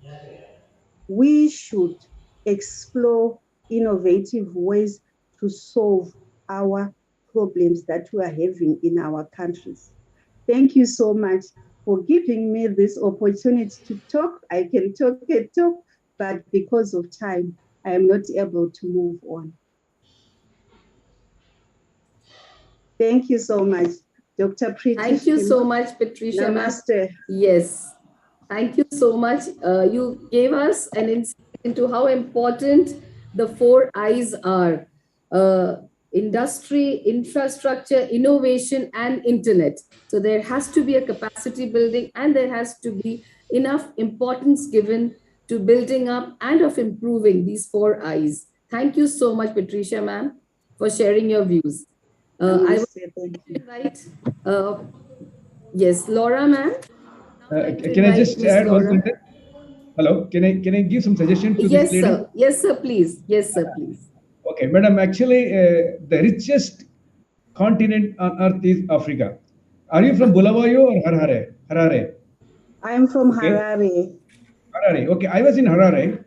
You see, in Africa, got a lot of minerals, cobalt, potassium, and then so many minerals. But Africans, they don't have a knowledge to extract it and converting into the useful property. That is the reason other countries are coming and occupying, and then they are taking your raw material, converting into a useful metal, and then selling you back. So if your team, how can you ask some question? First thing, you can educate your students, you educate your people, and then send them to third world countries, to like India, like they can get good knowledge about the mineralogy, and they can go back and extract those things. The next richest point is your Victoria Falls. You must generate a lot of electricity, because Victoria Falls is the biggest waterfalls next to Iguazu in Brazil and Argentina. So that you should make use of it. And the next is ecosystem. You have wonderful ecosystem. If you can try to exploit those things, your country can become rich, and then all of you can live very happy. Thank you very much. Thank you so much. Thank you for the suggestions. Thank you. Thank you, sir. Thank you so much for, again, your valuable insights. Thank you, Patricia, ma'am. I would now like to invite Ms. Laura Stanciu from Romania. Yes, Ms. Laura. She would share her views on SDG 1, which is no poverty. Yes, Laura, ma'am. Hello, greetings, everyone. I'm really happy to be here, and thank you for this wonderful opportunity. Yes, I have to speak about SDG 1, which is no poverty. So first of all, I want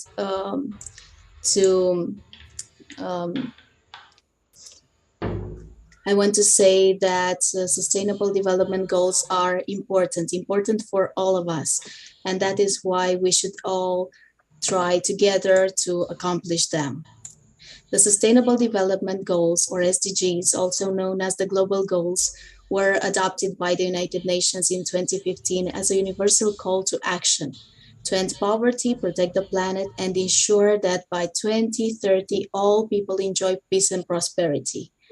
The 17 SDGs are integrated. They recognize that action in one area will affect outcomes in others, and that development must balance social, economic, and environmental sustainability.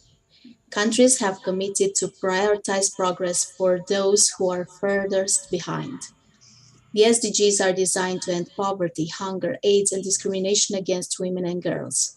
The creativity, know-how, technology, and financial resources from all society is necessary to achieve the SDGs in every context.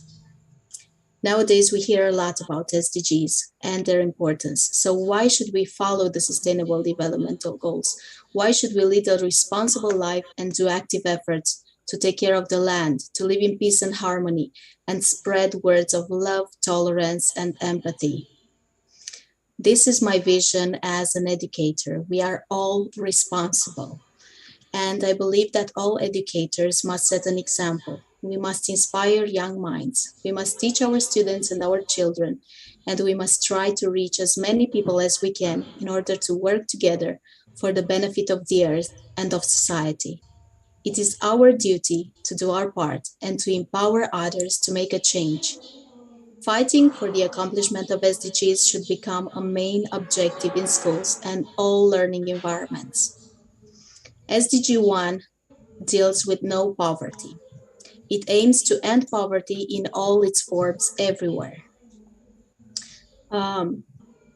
It calls for the end of poverty in all its forms. The official wording is no poverty. Member countries have pledged to leave no one behind.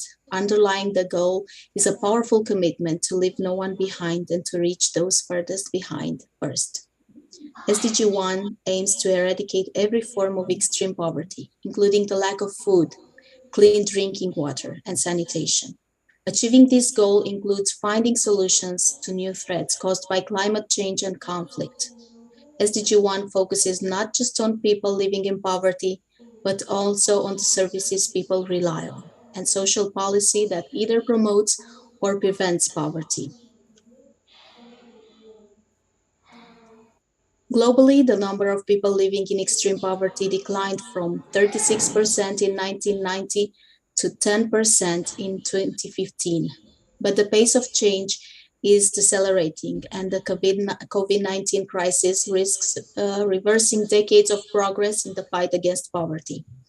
New research warns that the economic fallout from the global pandemic could increase global poverty by as much as 500 million people, or 8% of the total human population.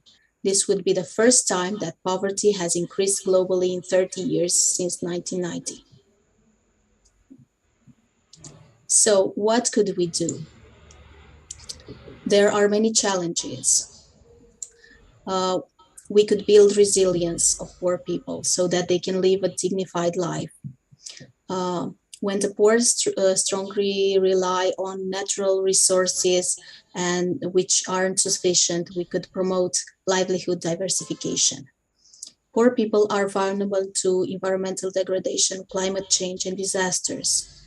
We could adapt to climate change and reduce risks of disasters and shock. What could each of us do? There are targets and indicators for SDG 1.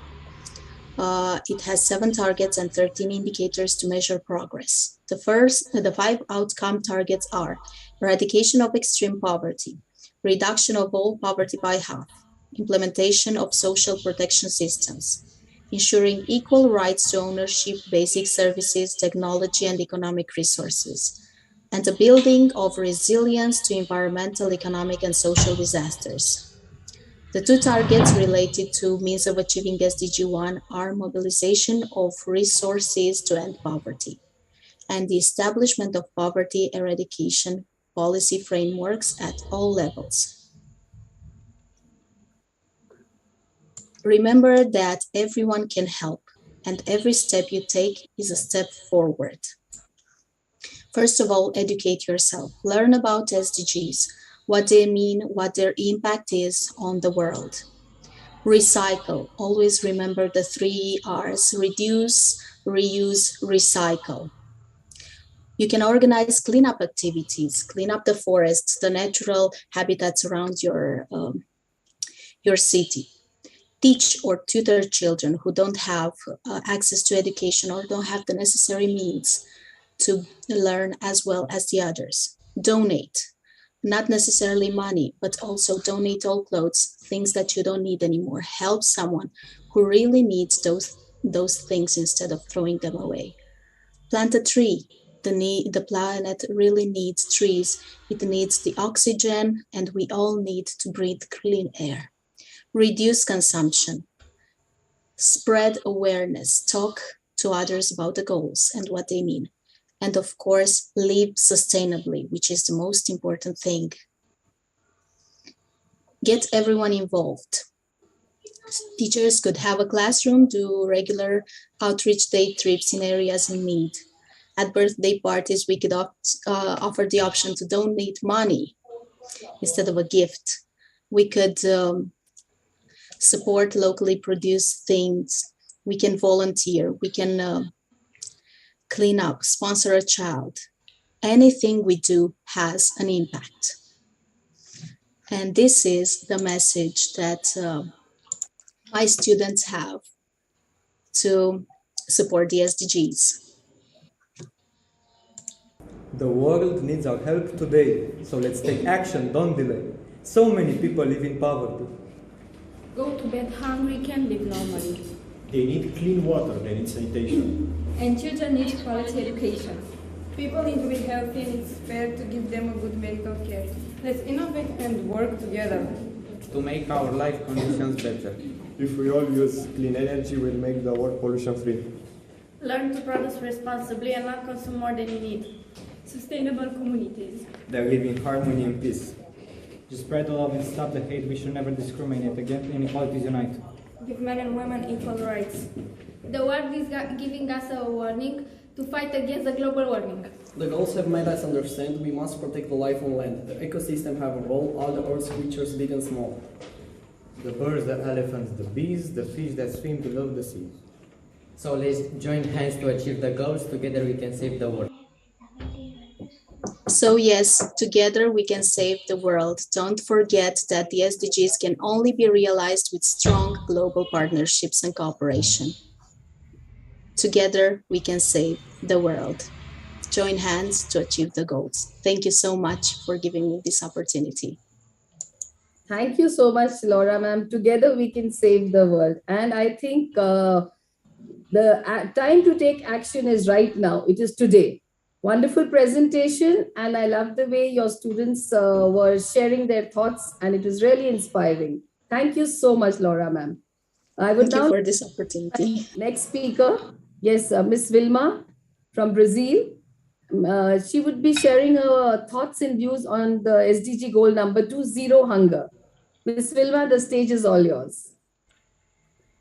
Thank you so much, dear Pri. Thank you. I'm so thankful for the opportunity of being here. Thank you so much.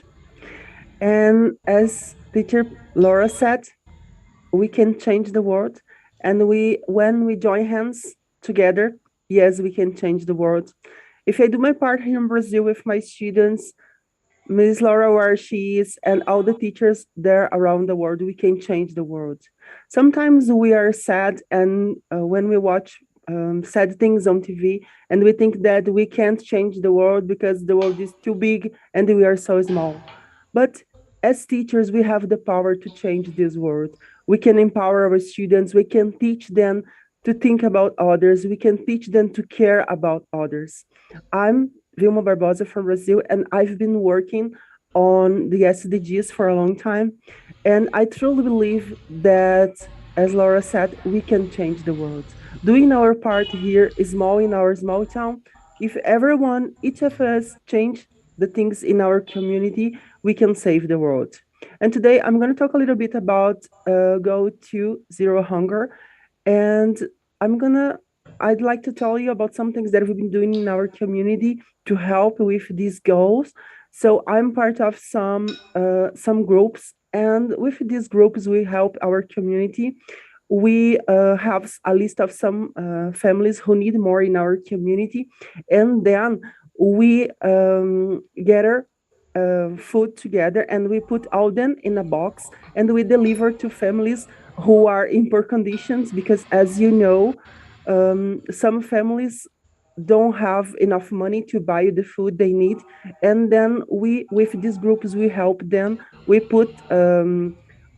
have the money, we ask people to donate what they have more in their houses, and then we put in a box and we deliver to families who don't have the condition to buy the food they need. And also, we work in a project every 15 days, we prepare soup and we deliver in a poor community. We prepare in a small pan and we go to the community and we give the families. We know this is a very small thing from our part, but we know that we are helping them we are helping them not be hungry that day. And this is a small thing, but we are sure that we are doing our part. And when we teach our students that they can save food, we teach them not to waste food and also recycle, and then we are teaching them to care about others. I'd like to share with you a small video on some tips that we can do to help the world doing our part, because we are the first generation to solve hunger and to solve all the problems out there. We just have to believe in ourselves that yes, we are able to solve the problems. We have to join hands and work all together and believe that we can do that. Not let this to others. Let's do our part now at this moment.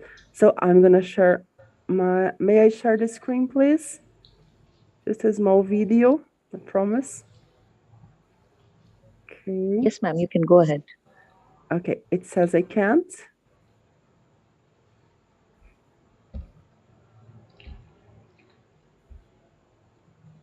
It says I can't share.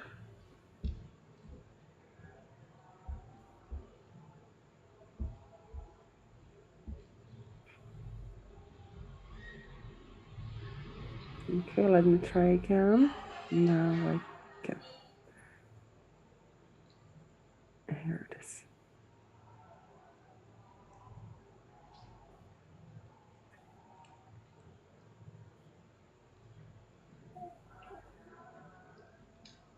The news every day that people are dying of hunger around the world, and you probably think the situation is pretty dire. And it is. But you are the first generation in history with the opportunity to solve hunger. You are the Zero Hunger Generation. For the third year in a row, hunger is on the rise. 821 million people don't know where their next meal is coming from. Half of these hungry people are in the business of growing food. They're small-scale farmers who grow just enough to feed their families and hope to have a little left to sell. There are also hungry people living in urban centers or who have been displaced by natural disaster or conflict. To understand why so many people in a world of abundance go to bed hungry, you have to look at the 4 factors that influence food security. Food availability can be affected by things like extreme weather, improper storage, pests and diseases, or the economy. It only takes one of these events, and suddenly, there's not enough food locally available. To ensure that people don't go hungry, we have to do more than just grow food. We've got to move it closer to where people live, and we have to make sure that it's affordable. People don't just need food, they need the right kinds of food. 1 in 3 people are malnourished. Children are especially vulnerable, and missing key nutrients at an early age can cause irreversible damage. We need to do more than just feed the world. We need to nourish it. Nutritious food needs to be available and accessible at all times without interruption. It needs to be predictable. We can end global hunger by addressing each of these factors simultaneously. This is a task for the Zero Hunger Generation. We need you. Join the fight to achieve zero hunger. It is so sad, isn't it? Think that at this moment, for me, it's midday, it's time for lunch, Easter day, and it is so sad when we think that millions of people don't have even a piece of bread out there. It is so sad. But we can save the world. We can change this. If you help our community, our small community, we can be saving the world around us.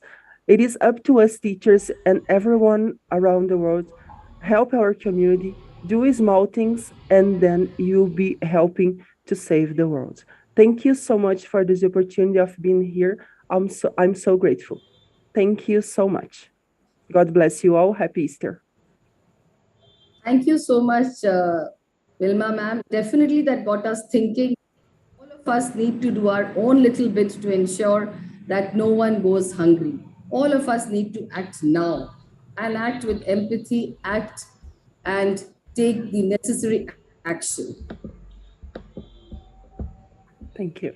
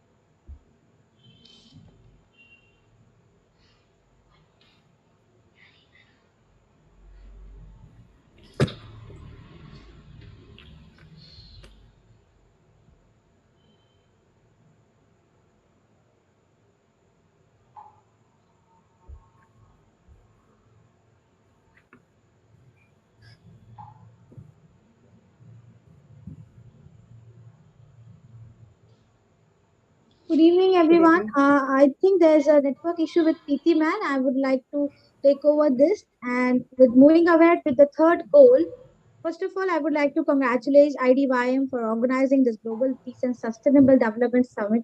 And I wish everyone happy Easter. Easter is a festival that instills hope in us and never give up hope. So, with this hope of fulfilling all the 17 SDGs goals by the end of 2030, I would like to invite our next speaker for goal number 3, good health and well-being. Our next speaker is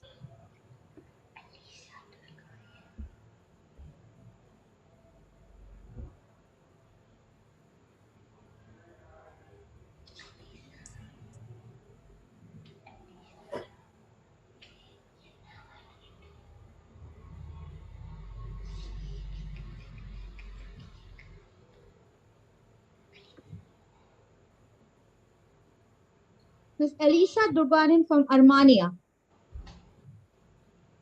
Ms. Elisa, are you there? Ms. Elisa? Yes, I am here. Yeah. Over to you, ma'am. Okay, just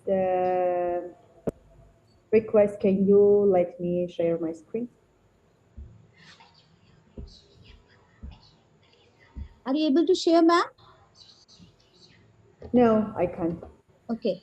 Technical team, please make Lisa ma'am the co-host so that she can share the screen.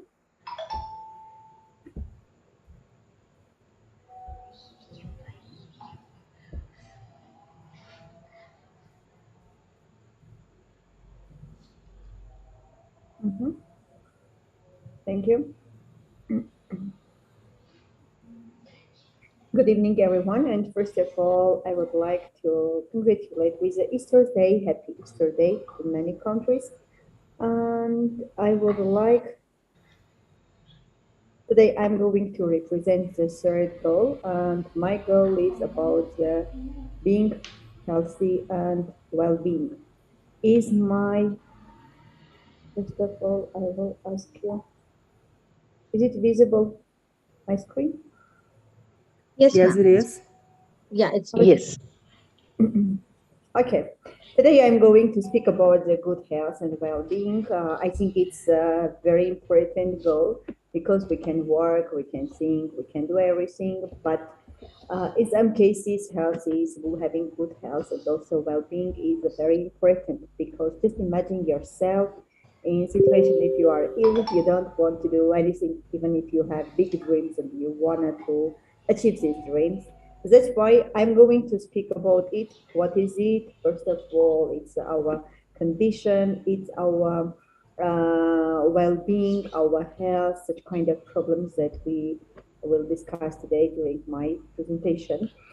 Because it doesn't matter at what age you are adult, you are a kid, a child, or in which situation or what position do you have in the world, what profession, it doesn't depend on. Health is and has been and is going to be one of the greatest and also one of the most important issues in our lives.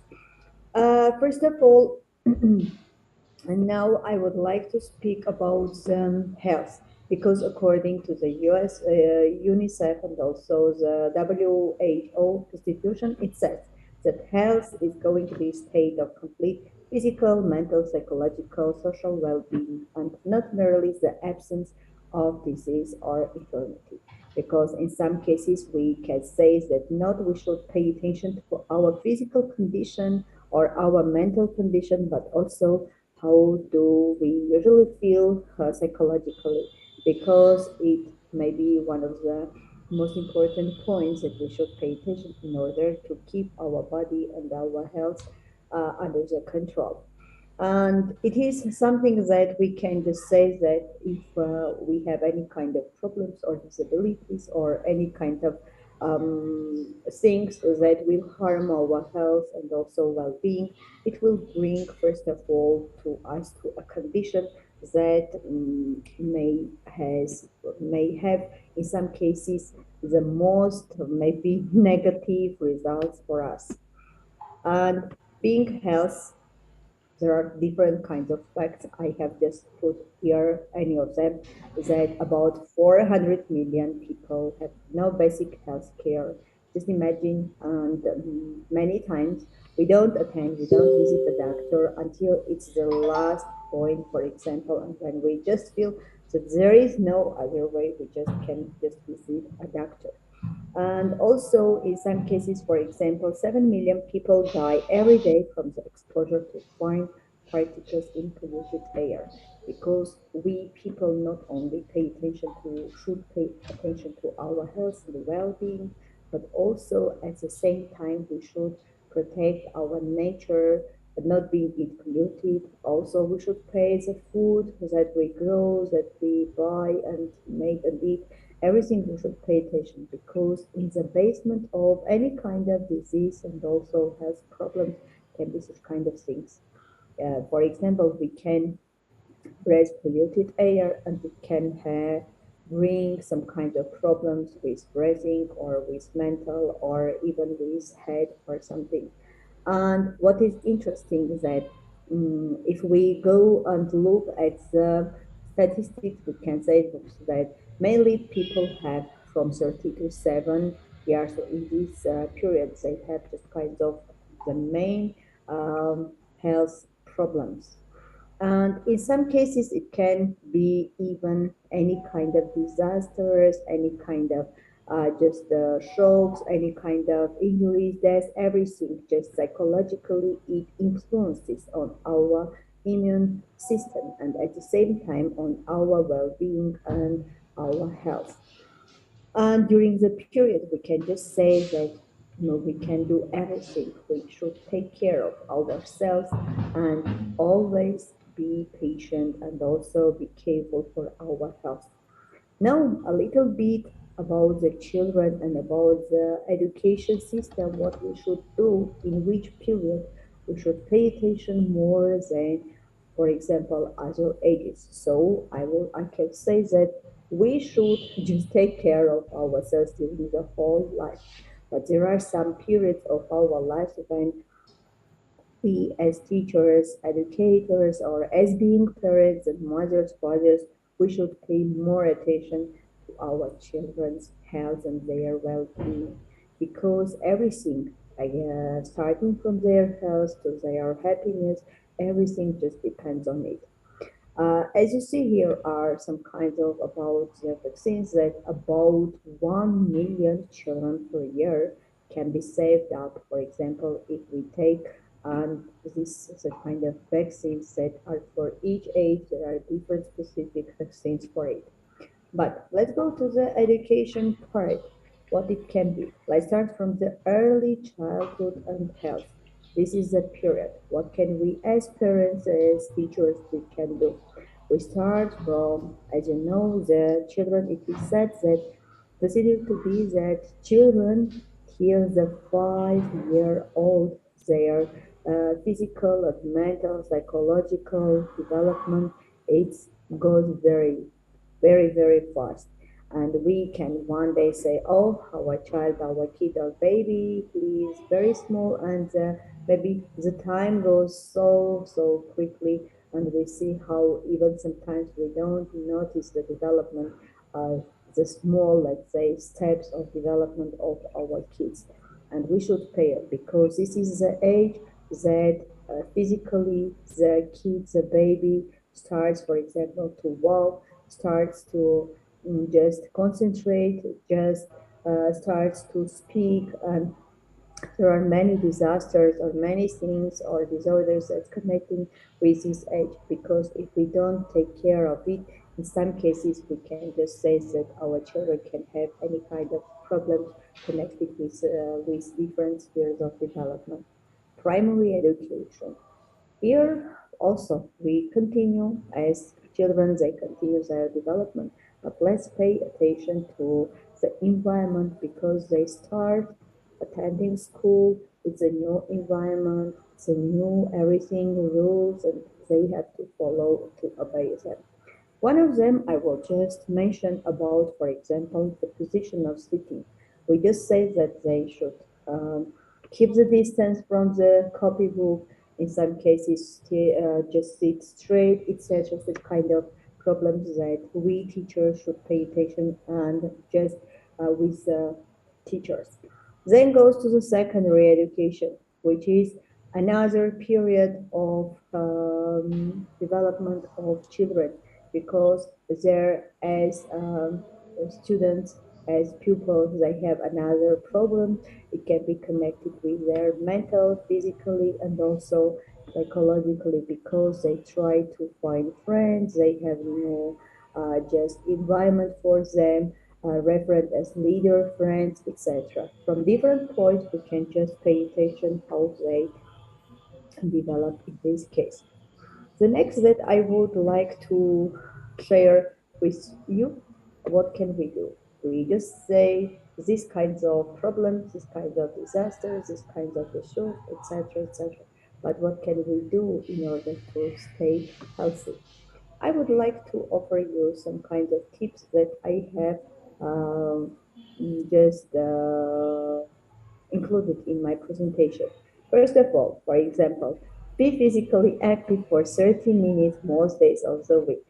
Sometimes, especially at the time of COVID, we like just to sit, to work in front of computer, maybe for many hours we don't even move or just concentrating on the screen. but try to find time every day for 30 minutes.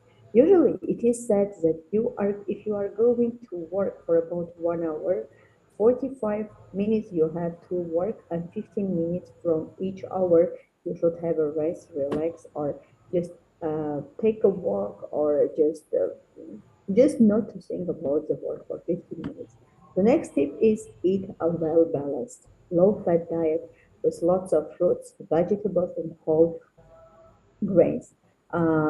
When we go deeper and try to explore the psychology of adults, especially the persons who live more than 100 years, the main, let's say, basic tip about their long living, they say that they have a well-balanced eating, because mainly they eat fruits, vegetables, everything that grows, and especially some kinds of grains. And that's why it is said that they are very, very healthy. But if we just go back and try to think and try to remember how much we pay attention to the list of the food that we usually have during the day, we can just say that about, maybe as for me, maybe 10% that I just try to follow to this rule. The next one is about the injury. In some cases, we can have, if we have a dangerous job, or we are going to some kind of extraordinary places, or we are going to be, we can try to find something that will keep save our body from any kind of injuries, from any kind of maybe harms or something. The next one is don't smoke or quit if you do. It is said that we try every time to speak about it, saying that smoking is very dangerous, especially for lungs. But many people, just try not to follow. That's why I will advise don't smoke. If you do it, just quit it. And do sport and walk much in the open air. This is very important thing, because in this case, it will just give you an opportunity to be active during the day. It will make your body, even if you work, even if you sit in front of the screen for many hours, just doing sport, even walking, it will just make your body to move and will keep away from many, many disasters and any kind of harms. That's why I will just advise you, take care of yourself, because you are the first person who should take care of your body and your health. Just imagine how we as teachers and educators, we try to take care of our children's lives, their health, etc. In this case also, try to take care of you, yourself, and also your body. Try to be active during the whole day, and it will also make not only your body be active, but also goes to the brain, because every second there are going to be some kind of active process in your brain, and it will keep you not only healthy but also young, and at the same time full of energy. Be always active, energetic, and full of many different kinds of motivations and inspiration. Thank you very much.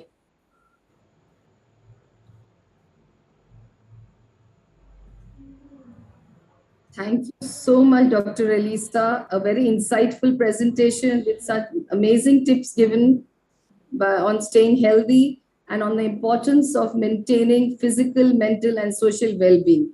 A wonderful presentation. We were really, really, given a lot of important information, a lot of suggestions given by you. And definitely, I'm sure most of the audience will take their own nuggets out of your presentation. And yes, it is important to be healthy. All round 360-degree health is very, very important. Thank you once again. Thank you, Dr. Elisa. I would now like to invite my next speaker, Ms. Maggie Ali Ijazi from Lebanon. Ms. Maggie Ali, are you there? Good afternoon. Yes, I'm there. Yes, so we are all waiting to hear your views on quality education. SDG goal number 4, quality education. Thank you. At first, I want to say that it's a great honor for me to be with you, with IDYM, for its special, always special progress and its special events. And I'm really grateful for being with you and grateful for being chosen for this topic because it's one of the most important topics and it's really involved to my career progress being an educator and a technological trainer. This goal is one of the most important goals because it talks about the quality of education all over the world. How should we obtain by 2030 the educational needs that we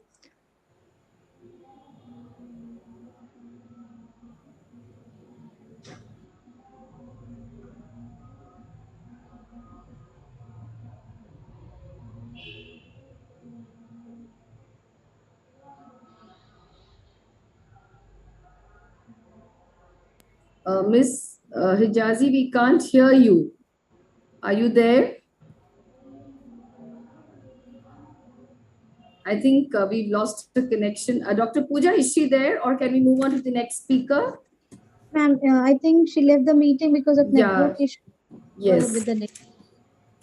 So while she's connecting back, let's invite our next speaker, Ms. Kanchan Farkia. Are you there, ma'am? Yes, I'm here. Yes, so welcome, and we would like to hear your views on gender equality, SDG goal number 5.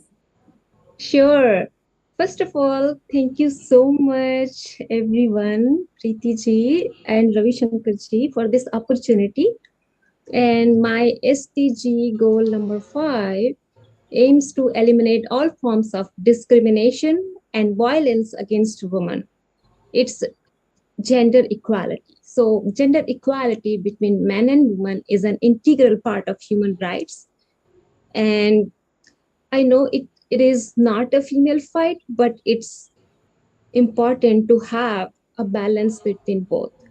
So SDG goal 5 focused on pursuing a main goal of real and sustained gender equality in all aspects of women and girls' lives, in which that includes the ending gender disparities, eliminating violence against women and girls' lives, eliminating early and forced marriage, and securing equal participation and opportunities. I think, gender equality basically begins in mind. It's an individual perception of treating another person at per of himself or herself. It doesn't happen in one day, because it's more of the practice that you do every day. Because achieving gender equality requires the engagement of women and men, girls and boys, because it's everyone's responsibility. So gender equality is not all about woman empower. Woman is everything. I understand, like, we need to empower women. However, we need to balance both sides. So one time, Michelle Obama said that, how can an economy achieve full potential if it ignores and sidelines and fails to invest in half of its population? So we begin to raise daughters more like son, and vice versa. We should teach our son how to cook, how to clean house, how to manage. Just like a girl, we teach girls like how to cook and how to. It's all about balancing.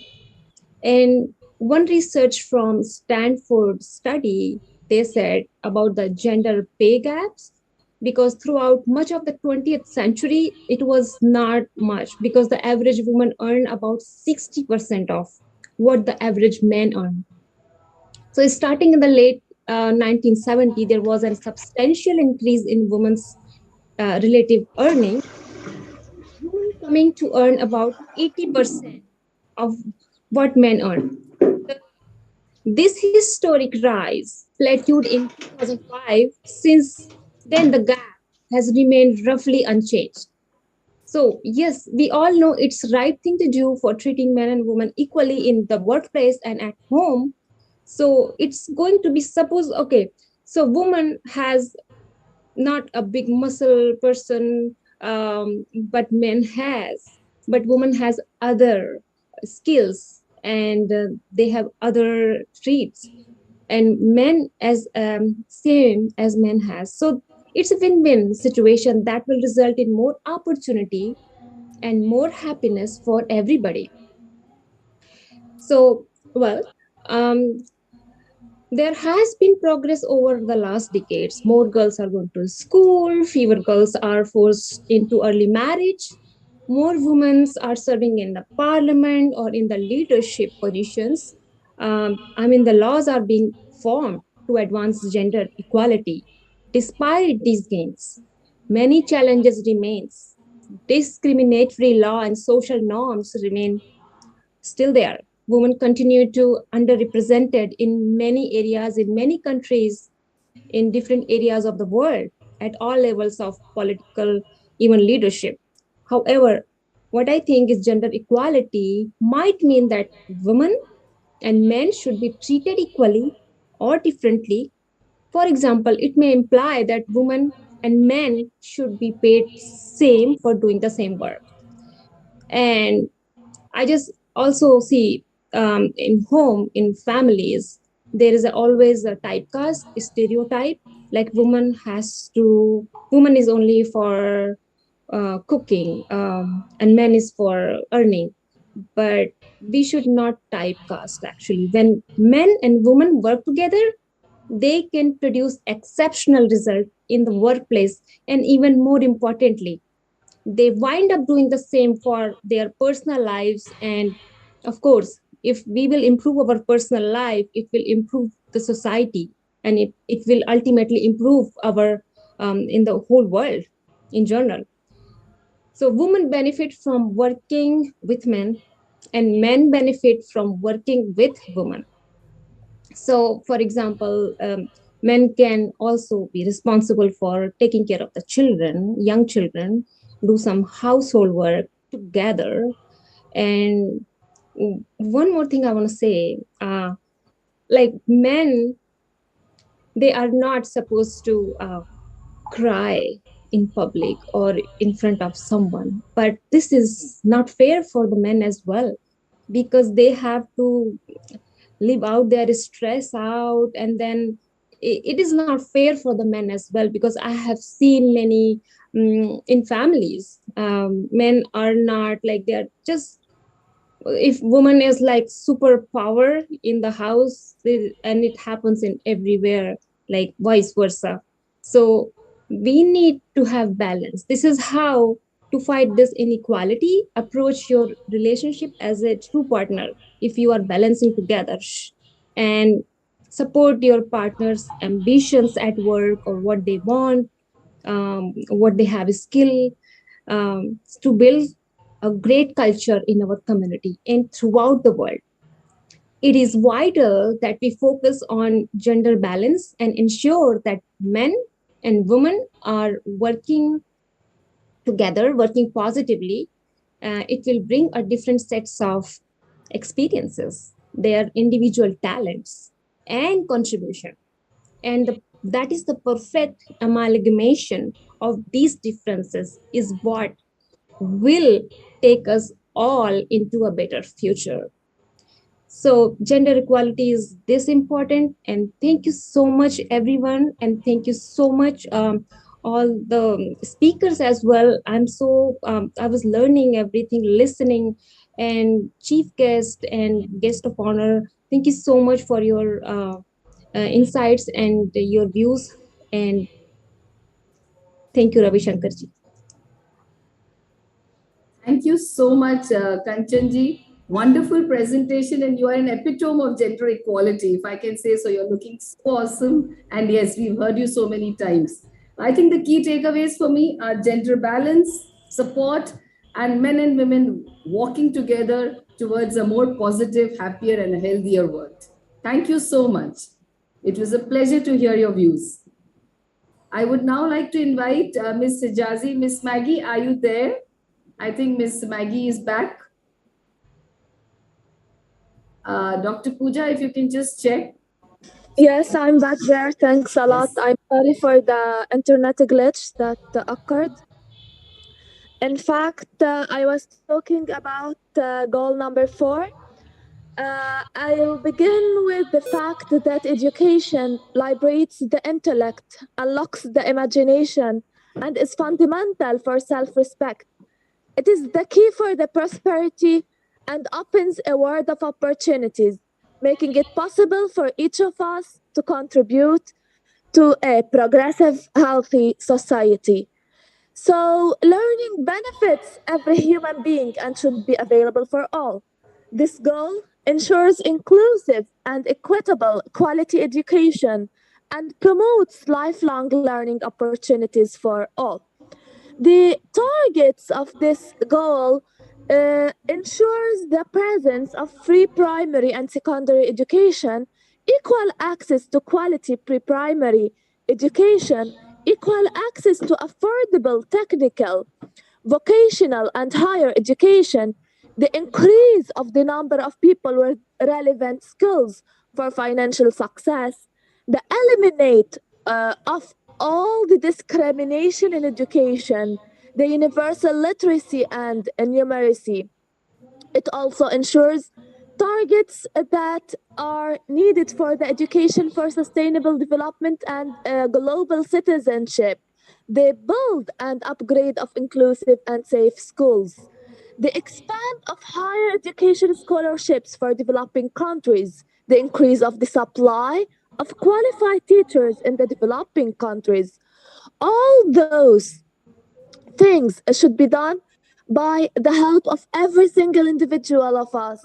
The goal is very important to achieve its main points by every single human in the whole world, because it's one of the most important qualities for the human beings to be a proper human being, and it's a responsibility for each person to maintain and to ensure this inclusive and equitable quality of education and to promote the lifelong learning opportunities for every single person. I'll not take longer time in this because talking in this domain it has never an end, because it's one of the most important points and most of the important goals from the Sustainable World Goals. It's important to allow the people to break the cycle.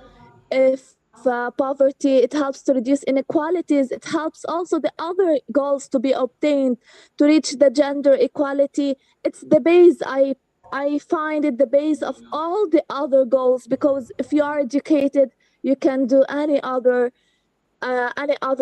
progress. You can achieve any other point. You can become a person who wants the peace all over the world and who can obtain all the other sustainable development goals. So thanks a lot for giving me this honor of being with you today, and have a nice evening. Thank you.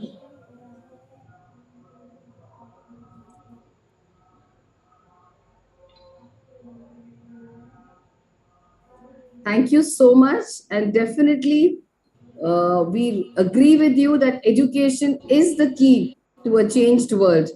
Thank you so much for the wonderful deliberations and your suggestions. And yes, we have to ensure that quality, equitable, and inclusive education is available to everyone. So thank you, Maggie Hijazi, for your deliberation, for your suggestion, for your viewpoints.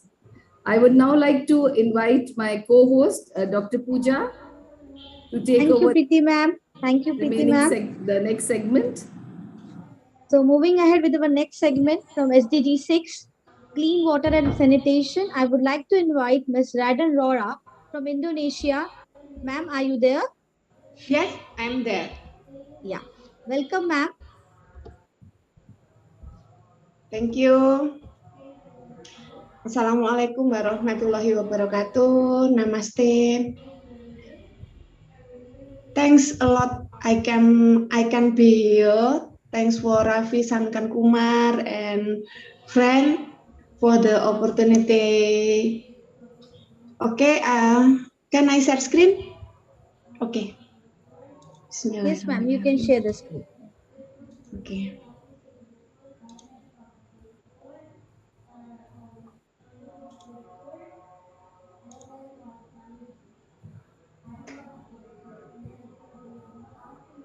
Number 6, clean water and sanitation for global peace, sustainable development summit 2022. Thanks for Shankar Kumar and Ms. Dinul Asmi. Billions of people still lack access to safe drinking water, sanitation, and hygiene in 2020. 2 billion people lack safely managed drinking water. 3.6 billion people lack safely managed sanitation, and 2.3 billion people lack basic hygiene. So, water is an element that is very important for human survival. With that, it's very necessary to conserve water so that it doesn't become a disaster and pollute the health of living things. Every day, we do activities using clean water, starting from bathing, washing, cooking, and so on. But do you know how the long journey that clean water has to go through, starting from its source in spring, rivers, lake, or mountain to our homes? We usually use well water or water from a water source to drink by first boiling it. We also use mineral water for the mountain that has been treated to make it drinkable. Raw water that come from water source cannot be directly used for clean water needs in buildings. The water must first meet the requirements of quality, quantity, and continuity. To maintain the quality of the raw water, usually the water will undergo a processing process. In Indonesia, generally use water treatment plants physically and chemically. Physically, treatment is usually carried out by utilizing the mechanical properties of water without the addition of chemical substances. Chemical processing, of course, with the addition of chemical substances such as alone, chlorine, and etc., which is usually to set aside heavily metals contained in water. Intake building. As the name implies, this building serves as the first place for water to enter from water source. The building is equipped with a screen bar which functions to filter out foreign objects in the water. Furthermore, the water will enter into a large tub before being pumped to the water treatment plant. Water treatment plant. As the main installation of clean water treatment, there are several processing sections in STP that make the water fit for use. The sections are coagulation, fluctuation, sedimentation, filtration, and disinfection. Okay, like this. Reservoir. After the water has been treated, it will be put into temporary storage in the reservoir before being distributed to houses and buildings. To drain water, HDPE pipes and PVC pipes are usually used. 129 countries are not on track to have sustainable managed water resource by 2030. So, how to conserve water? 1, protect the environment. 2, reduce water use. 3. Dispose of trash in its place. 4. Minimize the use of chemicals. 5. Dispose of chemical properly. 6. Recycle used materials. 7. Hold or treat. 8. Prevent illegal felling of trees. 9. Carry out reforestation of the forest. 10. Don't throw factory waste carelessly. 11. Checking water pipe regularly. 12. Maintain the stability of the availability of clean water in water source. 13. Creating a beautiful environment. 14. Using the shower when bathing. And 15. Don't take too much well water. Okay, thank you.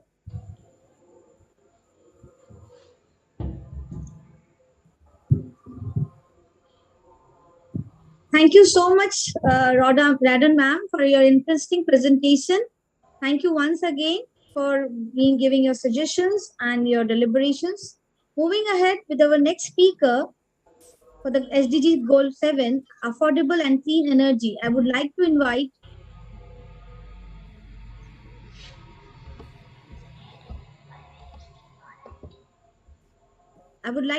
Mr. Noor Mohammed from Bangladesh. Over to you, sir. Thank you so much. Thank you so much for giving me the floor. Hi, everyone. My name is Noor Ahmed. I am from Bangladesh. I'm the international speaker, moderator, educator, youth influencer, event coordinator, and so many things. And most importantly, I'm working in international French NGO Action Against Hunger as a finance officer on companies in Bangladesh missions. Yes, I'm really glad to be here because there is a lot of the massive program is going on where 17 countries representative will going to share the 17 sustainable development goals. Where I'm going to talk about the 7 that is affordable and clean energy.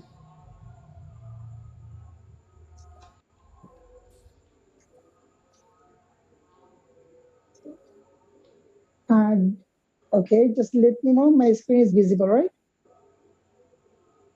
Yes, sir. It's so visible. I'm going Yes, to sir. talk about exactly. Thank you. So I'm going to talk about the SDG 7, and that is main aim to ensure access, affordable, reliable, sustainable, and modern energy for all. As you all know, the lack of access of energy supplies and transformation systems is a constraint to human and economic development. As you all know, our primary source of energy was coal and oil to generate the electricity. But right now, the environment provides a series of renewable and non-renewable energy sources. Those are solar power, wind power, geothermal energy, hydropower, tidal power, biomass, and nuclear power. These are the actually the environment provides this series of energy to get the ultimate benefit to ensure the affordable and clean energy. But increased use of fossil fuel without action to take mitigation greenhouse effect will have a global climate change implication. My dear Honorable, energy efficiency and increased use of renewable contribute to climate change mitigation and DRR, that is disaster risk reduction. But the maintaining and protecting, I repeat again, the maintaining and protecting ecosystem is allowed using the further development hydropower sources of electricity and bioenergy. So moving ahead, I'm just giving some pros and cons and some just information regarding this is 1/3 of the world's population use dangerous and inefficient cooking system. And you can find that 759 million people lack access to electricity. This is really a very bad, in fact, till now. And 3 out of 4 of them live in the sub-Saharan Africa. So I'm giving some information that is basically the comparison of 2010 and 2020 information. There is 1.2 billion people without access to electricity, where is 2020 is 789 million people without access to electricity. That means the number is decreasing. This is a good sign for us. And another one is 3 billion people without access to clean cooking. And this is also decreasing. It's 2.8 billion people onward. This is another one, but that not much. We have to decrease this at increasing rate. It would be great for us. So let's move on to the another one. That is 16.3% share of total final energy consumption from the renewable, where 17.3% in 2020. It's all about the 10 years. Within the 10 years, only the 1% is increases. There's not that much for us. Move on ahead, that is 5.9 USD primary energy intensity, but the same as before. This is not, nothing can change.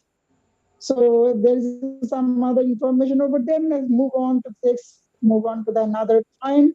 As we all know that there is a target, and this target is talking about the universal access to modern energy, increasing global percentage of renewable energy, double the improvement in energy efficiency, promote access to research, technology, and investment in clean energy, and expand and upgrade energy services for developing countries.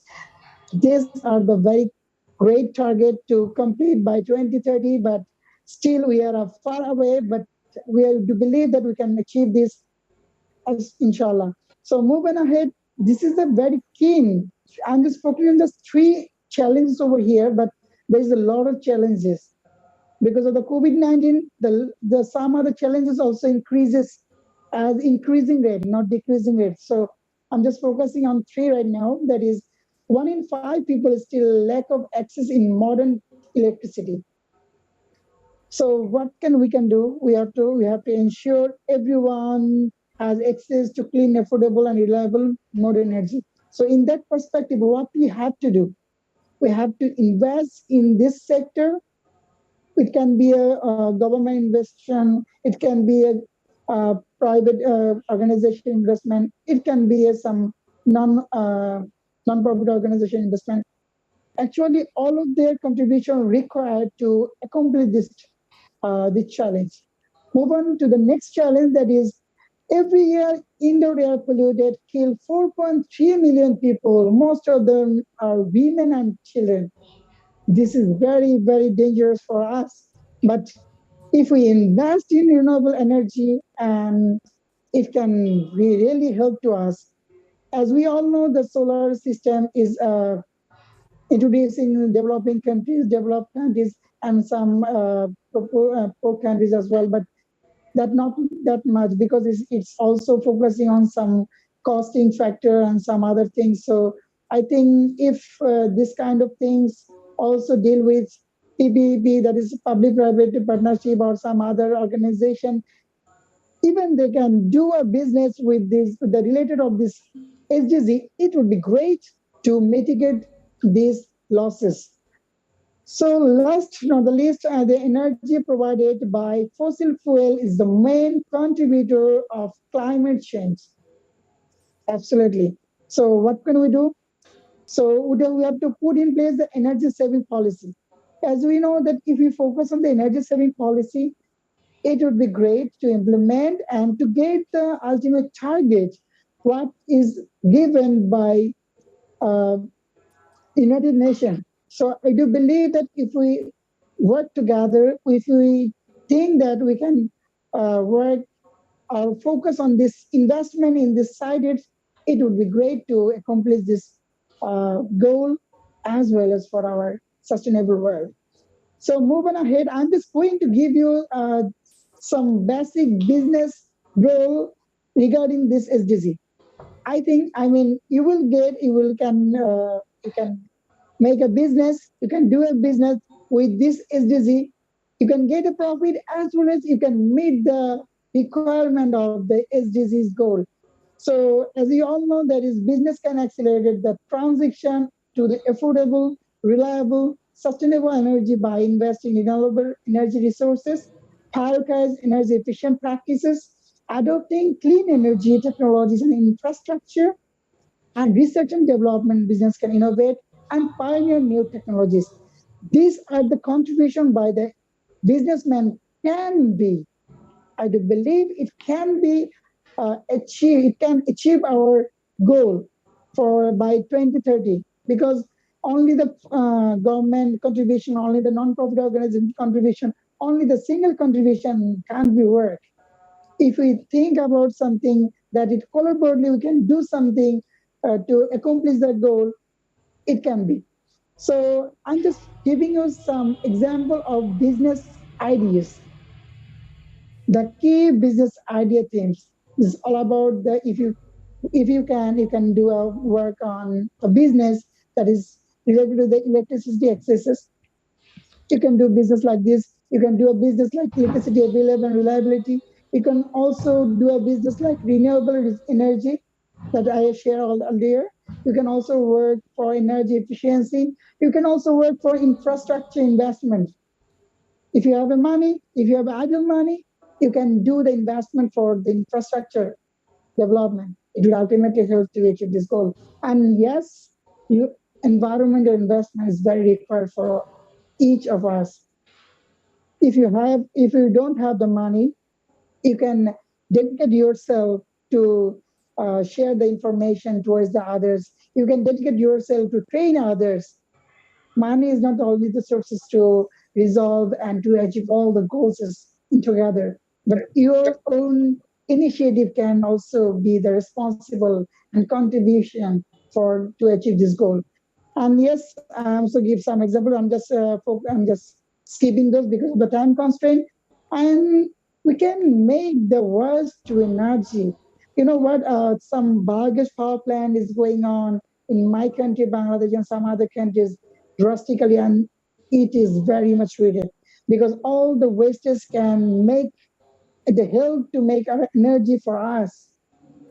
You can see the picture that I showed here. That is, you can see the 2020 is all about to 35 million, approximately 35 billion energy can be generated by waste to energy as recycle activities.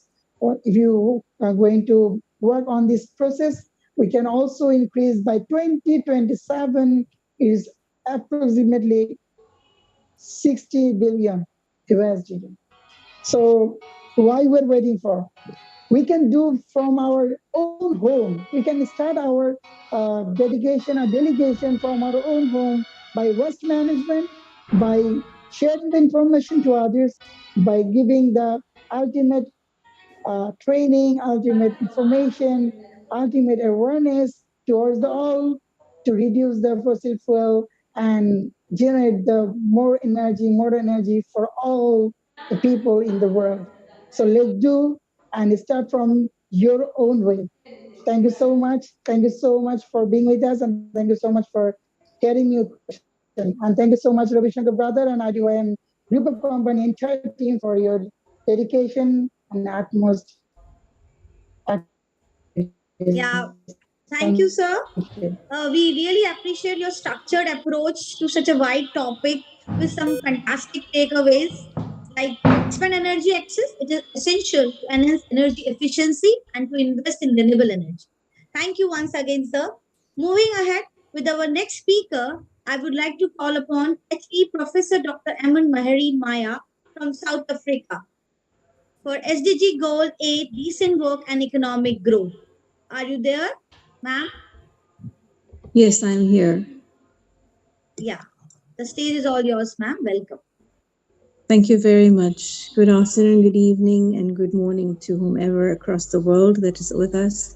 Firstly, let me say thank you to IDYM, to all of the esteemed speakers and moderators, and thank you so much for everyone on this platform. Thus far, we have learned so much across the board, and we keep learning. So this is amazing, because SDGs, as far as I know, in my opinion, every one of them is interlinked with each other. So the more we learn about each one of them, the more we will know how to work together so that we can reach the goals for 2030.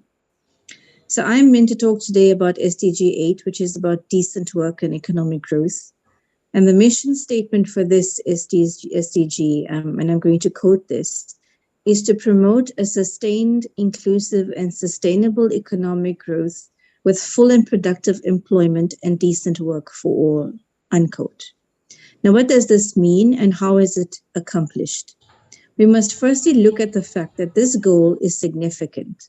And its significance is because it recognizes the importance of having economic growth within a specific sector.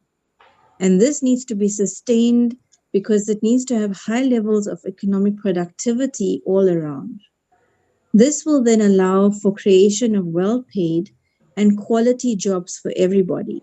And it also then creates efficiency in resources so that society can produce and live effectively.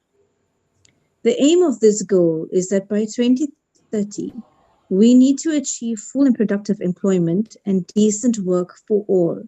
This is inclusive of women and men, including young people and people with disabilities. So we also need to have equal pay for all of these people. Remember, we're talking men, women, young people, disabilities. Equal pay across the board for work and for equal value. So each one needs to be recognized for their worth in the individual capacities so that there can be massive productivity.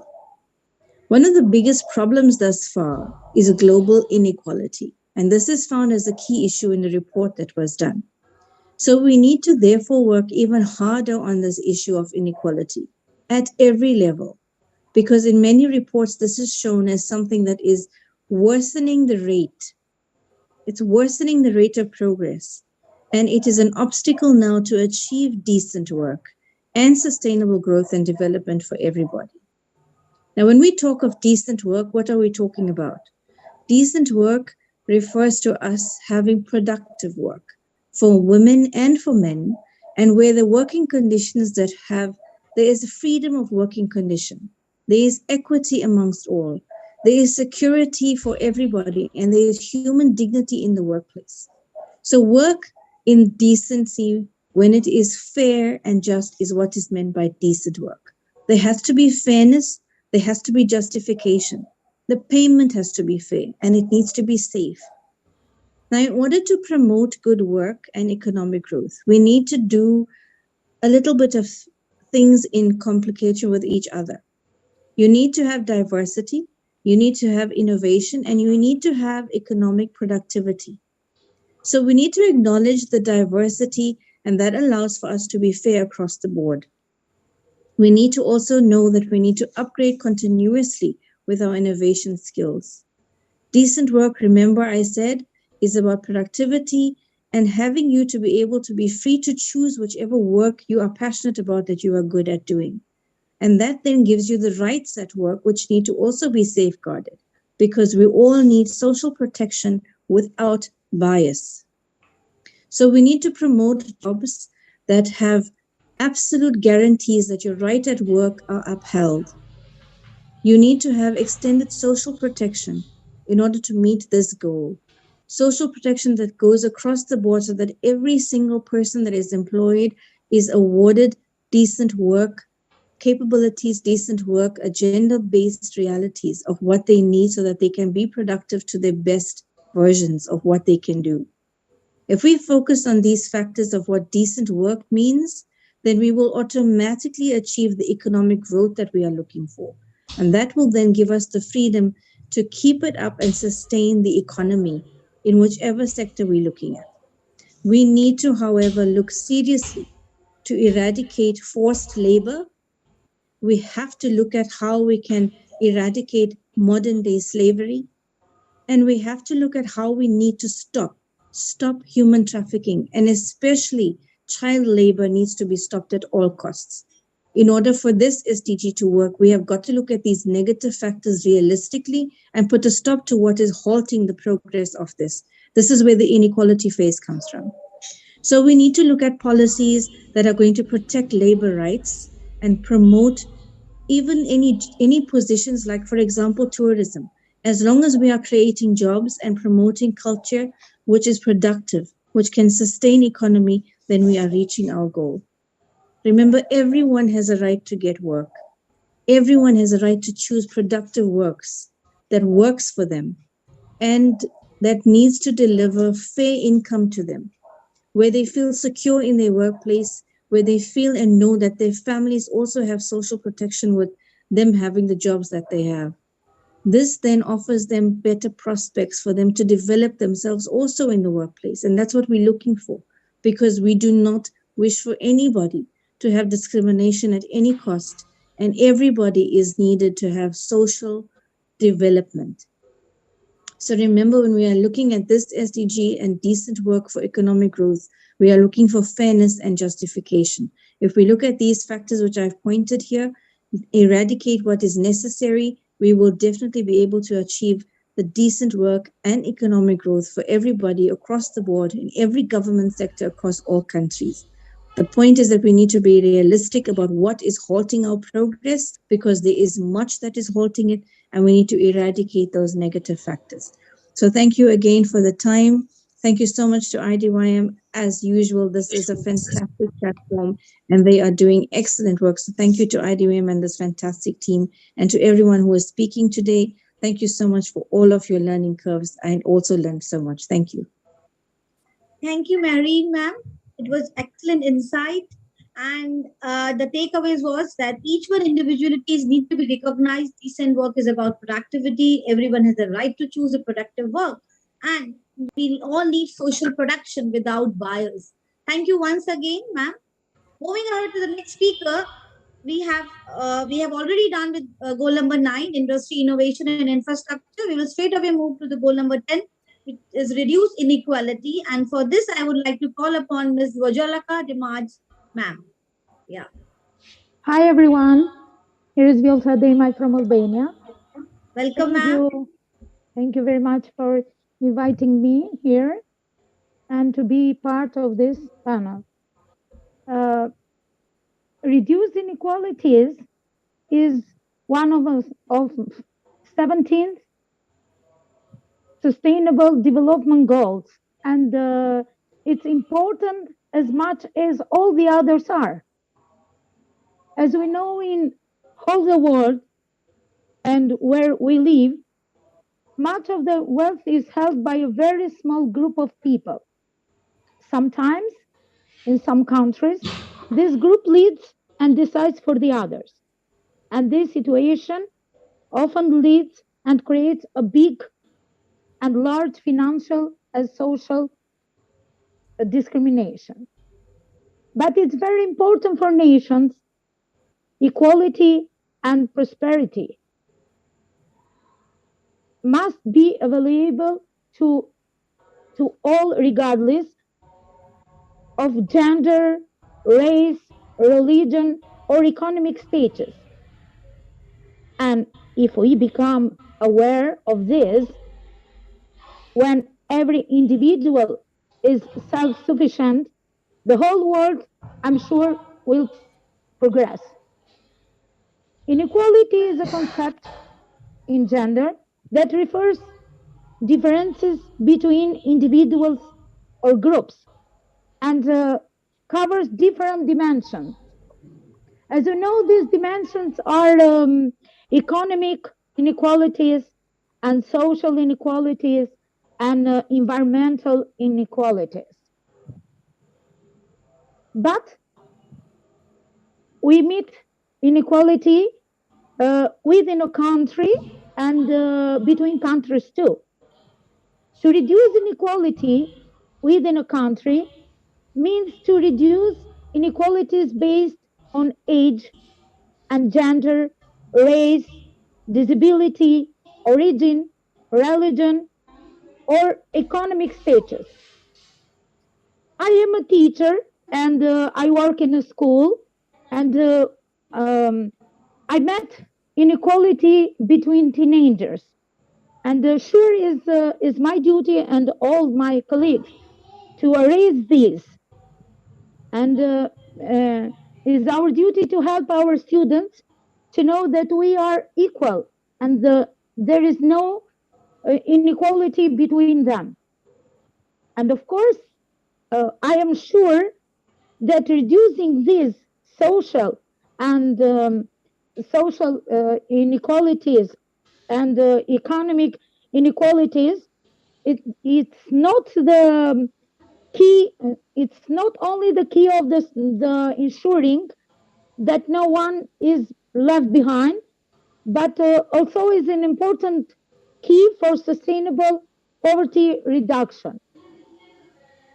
As I told before, inequality exists not only within country, but it exists between countries too, including those related to representation, migration, and development assistance.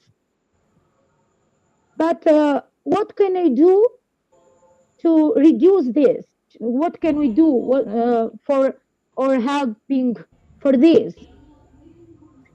First of all, I think that is important to find a charity that we want to do and to support. Every donation, if it's small or big, it doesn't matter. It can make difference. Because as you know, Mother Teresa said, do little things with big love. So it's important to do this, each of us. Something else that we can do is to find out what is our rights at work. The fight against inequality is very important where we live and where we work, because we have to raise our voice against any kind of discrimination, because each of us sometimes has met the inequality in their life or in their work. So if we raise our voice against this inequality, everything is going well, because we are equal. And this is the main aim that we have to say to our students, to accept each other, to treat each other with respect and love, because we all are equal. And we have to do this as the others has, if we do this to the others, and we are expecting the same for us. In the part of nation, we can support migrants and the refugees that comes in our countries or in our communities, and to accept them as they are, because always we are equal. And if we do the best, if we help in reducing inequalities in school, in work, within and between countries, I'm sure that the world will be better and we will live in a better world. Thank you very much for paying attention to me. Thank you, ma'am. Thank you very much. It was a pleasure listening to you. Thank you. It was highly inspirational. And the takeaways which I have taken: accept each and treat others with respect and love. It will help us reducing the inequality. Moving ahead with our next goal number 11, sustainable cities and communities. And for this, I would like to welcome Ms. Sumaya Yama from Malaysia. Ma'am, are you there, ma'am? Yes, yes, yes. Welcome, ma'am. Thank you. Please allow me to share screen.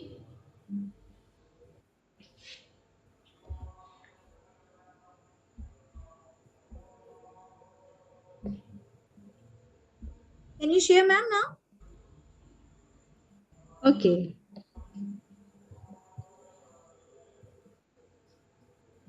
Okay, can you see my screen?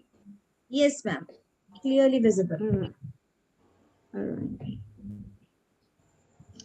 Okay, thank you so much, Ms. Moderator, for the wonderful introduction. So I'm Sumaya Yahaya from Malaysia. So today I'm going to talk about SDG 11, Sustainable Cities and Communities. All right, as we all know, sustainable cities and communities is to make cities and human settlement inclusive, safe, resilient, and sustainable. So there are 7 targets under sustainable cities and communities. First target is safe and affordable housing. Second, affordable and sustainable transport system. Third, inclusive and sustainable urbanizations. Fourth, protect the world's cultural and natural heritage. Fifth, reduce the adverse effect of natural disaster. Six, reduce the environmental impact of cities. And seven, provide access to safe and inclusive green and public spaces. So SDG 11, Sustainable Cities and Communities, focus on improving urban planning, management, and development, and making the world urban spaces more inclusive, safe, resilient, and sustainable. So what is the sustainable cities? The UN Sustainable Development Goal 11 defines sustainable cities as those that are dedicated to achieving green sustainability, social sustainability, and economic sustainability. They are committed to doing so by enabling opportunities for all through a design focused on inclusivity as well as maintaining sustainable economic growth. The focus also includes minimizing required input of energy, water, and food, and drastically reducing waste, the output of heat, air pollution, and water pollutions. So what is the sustainable community? Throughout the world, people want the same things: access to clean air and water, economic opportunities, a safe and healthy place to raise their kids, shelter, lifelong learning, a sense of community, and the ability to have a say in the decisions that affects their life. Why are cities important to the world? So more than 30% of the world's urban population live in slums. And in sub-Saharan Africa, over half of all city dwellers are slum dwellers. Why is this important? Cities are engines for sustainable development. It is where idea, commerce, culture, science, and productivity thrive. So how can we improve the quality of life in cities? So we can make cities and human settlements inclusive, safe, resilient, and sustainable. There is a strong link between the quality of life in cities and how cities draw on and manage the natural resource available to them. So according to Headout Blogs, 50 most sustainable cities around the world 2021, last updated on July 2nd, 2021, are Denmark, Switzerland, Finland, Sweden, Norway, Germany, Japan, Slovenia, Canada, Portugal, Singapore, Bhutan, Palau Island, Uruguay, and UAE. So image courtesy from www.tripadvisor.com. So if you didn't see your city on this list, consider taking action by contacting your local officials. Ask questions and express your concern about what being done to you to make your community more sustainable. It takes 1% at a time, starting with yourself. Okay, do your part to learn more about how to start a sustainable lifestyle and helps others become more aware of how to do it as well. So together we can inspire our communities to become more eco-friendly and make a more sustainable environment. So that's all from me. So let's save the earth. Okay, bye. Thank you. Hand over back to Ms. Moderator. Thank you, Sumaya, ma'am, for your stimulating presentation. We really appreciate your efforts and your support. Thank you once again. Moving ahead to our next goal, goal 12, responsible consumption and production. I would like to call upon Vanessa Jacqueline de Corza from Singapore. Ma'am, are you there, ma'am? Hello, very good evening. Yeah, and morning welcome, to ma'am. those people who are in this awesome SDG conference, Global and Peace. Okay, I'm supposed to talk about the SDG 12 goals. So I was actually thinking of what to speak on, and as I was having my dinner today, I realized that I was using disposable plates. Many years ago, I would not be able, sorry, many years ago, I won't be using disposable plates. Why are we moving towards using disposable plates? It's because we want to save the environment. We want to have a certain level of consumption where we can save the environment, where recycling is now a very important word, where everybody must learn what recycling is all about. Schools in Singapore, we educate how to recycle our cups and saucers. We are also educated not to litter the grounds. So education is one way where we can educate society how to recycle our products. And companies and factories must also have the kind of goals to recycle their products, to make products that are disposable. The question is, how many of these companies are actually doing it? There are still companies that are dumping chemicals into oceans. I come from a company whereby we innovate the use of electricity to run vehicles. And that is one way that we can sustain the environment. However, the cost of creating an electrical vehicle is still very high.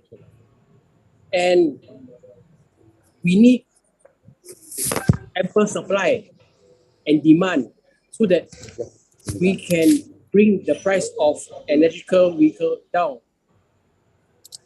It is based on the economics of producing an electrical vehicle. But the thing is, we do not have enough factories producing these kind of vehicles because they still prefer to produce vehicles that use petrol. It is more efficient and it's cheaper.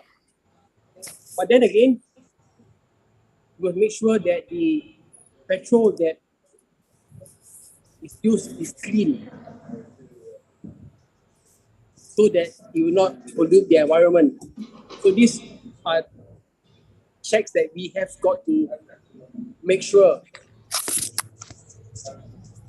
And this is where manpower comes in.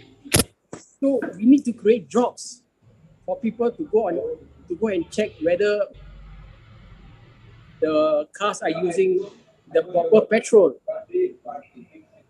So as you can see the link, if you want to maintain a society that uses clean energy, uses clean petrol, we need to create jobs. We need an economy that will be also sustainable. And if I want to go further, we must include all kind of genders to work in this kind of companies. We can increase manpower.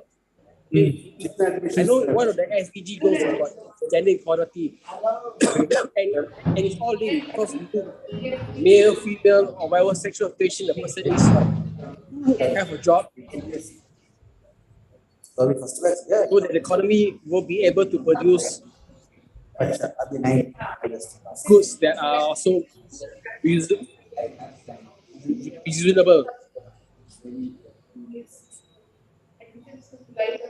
Like I mentioned earlier, there are countries that actually I would like to request,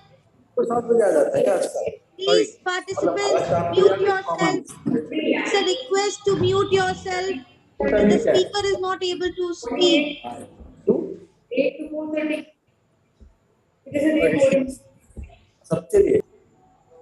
Dr. Suresh Agarwal, please mute yourself. Dr. Suresh Agarwal.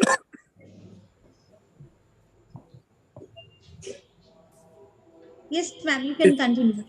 So like I mentioned earlier, there are still certain countries that are still dumping chemicals into their own ocean. They're using cheap products to create plates, cups, and saucers, which are very harmful to the environment. Some cars in certain countries are still using unclean petrol, which is affecting the environment again. So, but the problem is, if you want to create a society that uses these reusable products, it's going to cost.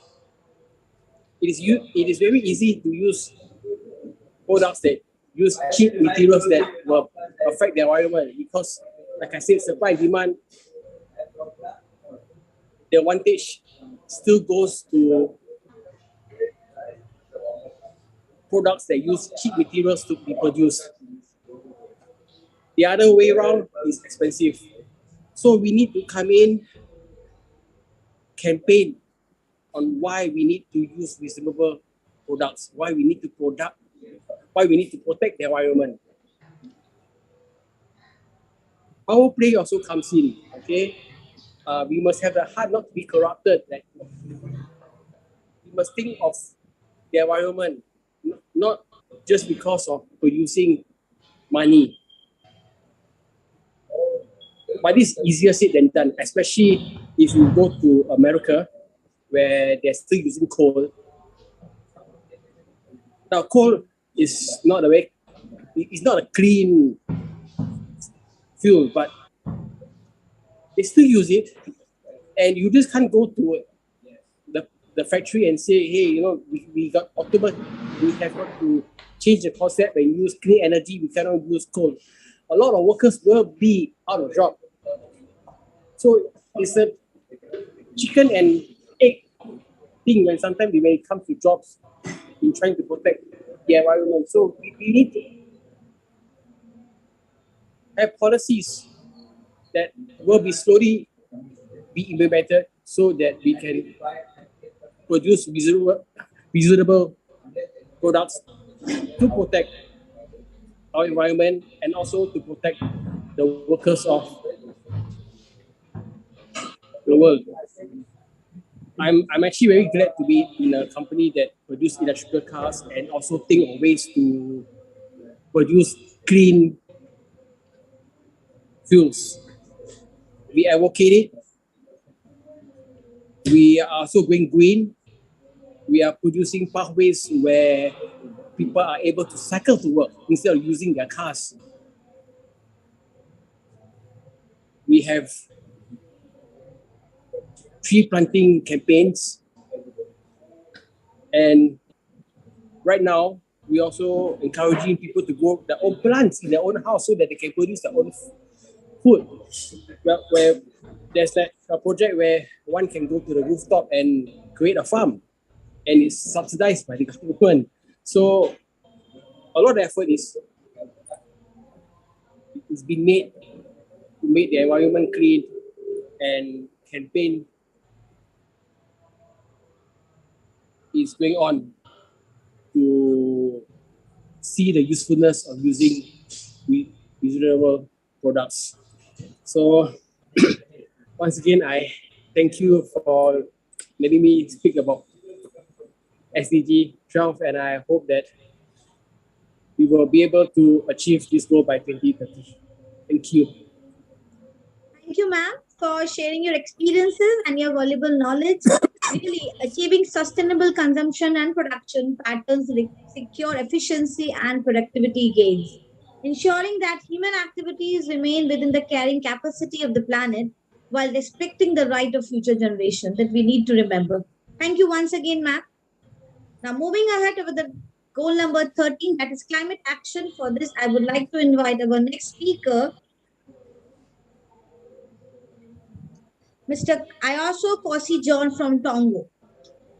Sir, are you there? I'm here. Welcome, sir. Thank you.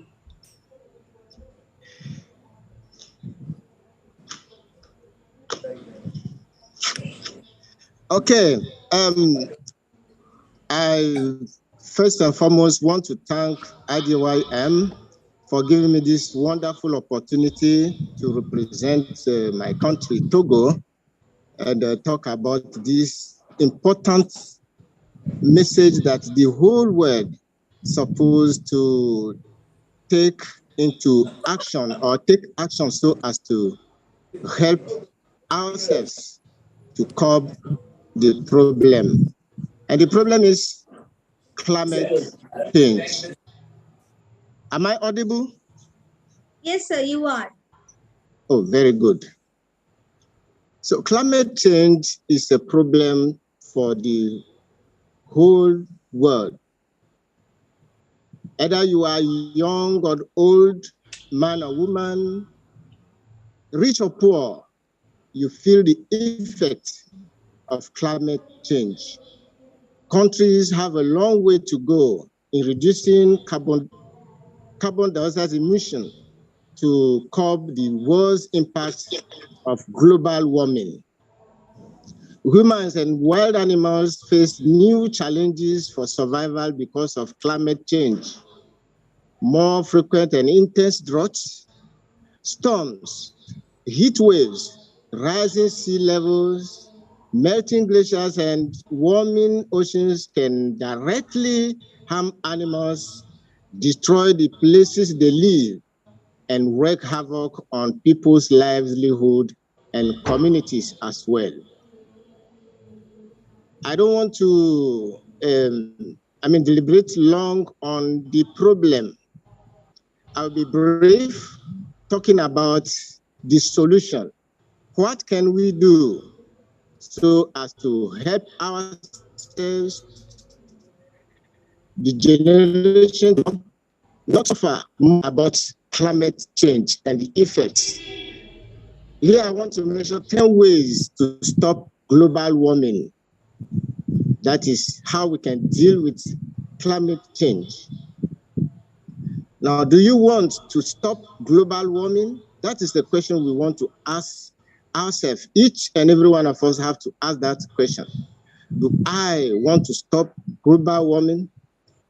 If you do, here are 10 ways that you can take action, because action is very important in everything we want to do. The number one thing you need to do, I need to do also, is replacing one regular light bulb with a compact fluorescent light bulb, and that will save about 150 pounds of carbon dioxide a year. Now, they have even helped us that we have energy saver bulbs. So why don't you use them instead of the ones that cause much heat? That is the first thing we need to do in our homes. The number two thing we need to do to deal with climate change or global warming is to drive less. Yes, now we all are somehow lazy. We want to go for a mile, we take our car, we take a bike. Why not walk? And even the lesser one is to take a bike, carpool, or take a mass transit. If you take mass transit often, you will reduce the emission of carbon dioxide and also deal with climate change. You will save 1 pound of carbon dioxide for every mile that you don't drive. Yes. Another thing we do is recycle more. You can save 2,400 pounds of carbon dioxide per year by recycling just half of your household waste. So if you don't know how to recycle, you can go online. Check how you can recycle your household waste. That will help so as to reduce the heat we all are facing. And if there are companies that are doing that, why not call on them? The number 14 is check your tires. If you drive, keeping your tires inflated properly can improve your gas mileage by more than 3%. Every gallon of gasoline saved keeps 20 pounds of carbon dioxide out of the atmosphere. So make sure your tires are well inflated so that you will not be using more of gas. The number 15, use less hot water. It takes a lot of energy to heat water. Use less hot water by taking shorter and cooler showers and washing your clothes in cold or warm water instead of hot water. If you do that, you will be saving the world by saving 500 pounds of carbon dioxide a year. Number 6, avoid products with a lot of packaging. You can save 1,200 pounds of carbon dioxide if you reduce your package by 10%. So, avoiding products with a lot of packaging is one way we can also help with climate change. Adjust your thermostats is the number 17.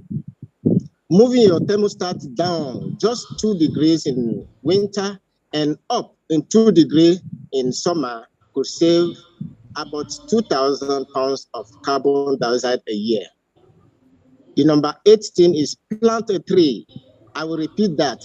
Plant a tree. It's very, very important for all of us to plant a tree.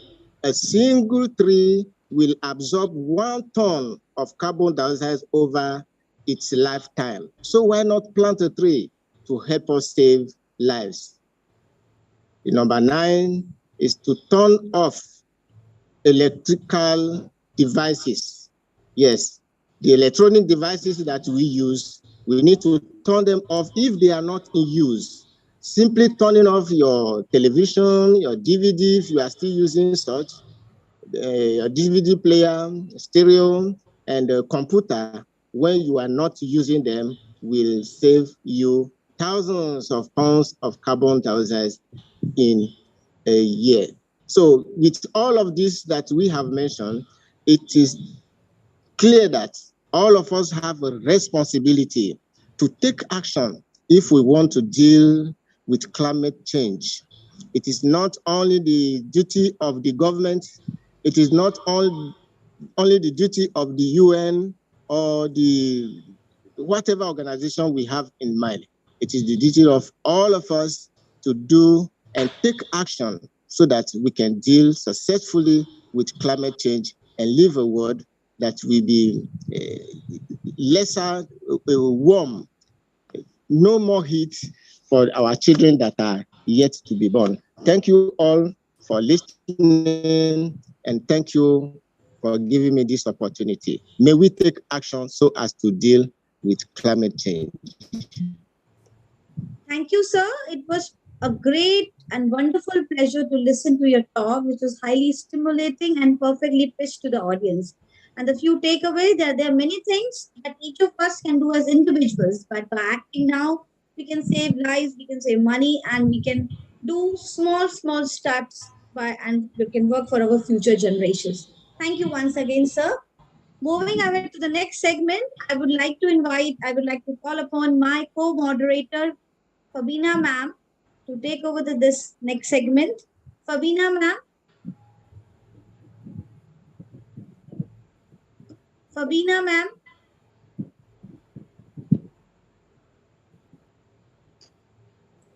Okay. Thank you, Dr. Pooja. Yes, I'm there. Oh, Fabina is there. Okay. Can you hear welcome. me? Yeah. Yes, Fabina we ma'am, can hear you. We can hear you. We can. Ma'am, can you hear me? Yes, Fabina Yes, ma'am, we we can hear you. We can. Yes. Thank you. Thank you, Pooja ma'am. Thanks a lot. Okay, moving to the next segment, we call upon Professor Dr. General.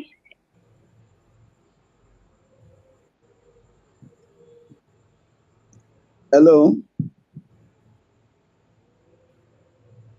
Hello. Yes, Dr. Professor Professor. General. Hello. It's a pleasure Gloria. meeting every one of you. Hello. Can you hear me now? Yes, sir, you are Hello? audible, sir. You are audible. Hello. Yes, sir. Am I audible? Hello. Are you hearing Yeah. me now? Yeah, sir, we can hear you, Dr. Chapel It's a General pleasure Euphoria, meeting sir. We can every hear one you. of you. I love meeting people that are having sound and active memory and understanding. You have been given a lot of goodies by enlightening people what they need to know. Kudos to the founder of IDYM, my friend Sir Kumar. I'm Professor Dr. Chaplain General Eworia Osiholo Charles, the founder of Dynamic Peace Rescue Mission International and the Africa Head Senior Professor and Nigeria Country Director of International Internship University, World Diplomatic Peace Ambassador and Peacekeeper and Human Rights Activist. I'm an academician, educationist, administrator, insurance, poet, writer, consultant, journalist, international motivational speaker, research, and a researcher over 30 years. Today, we are celebrating another gift of God to humanity.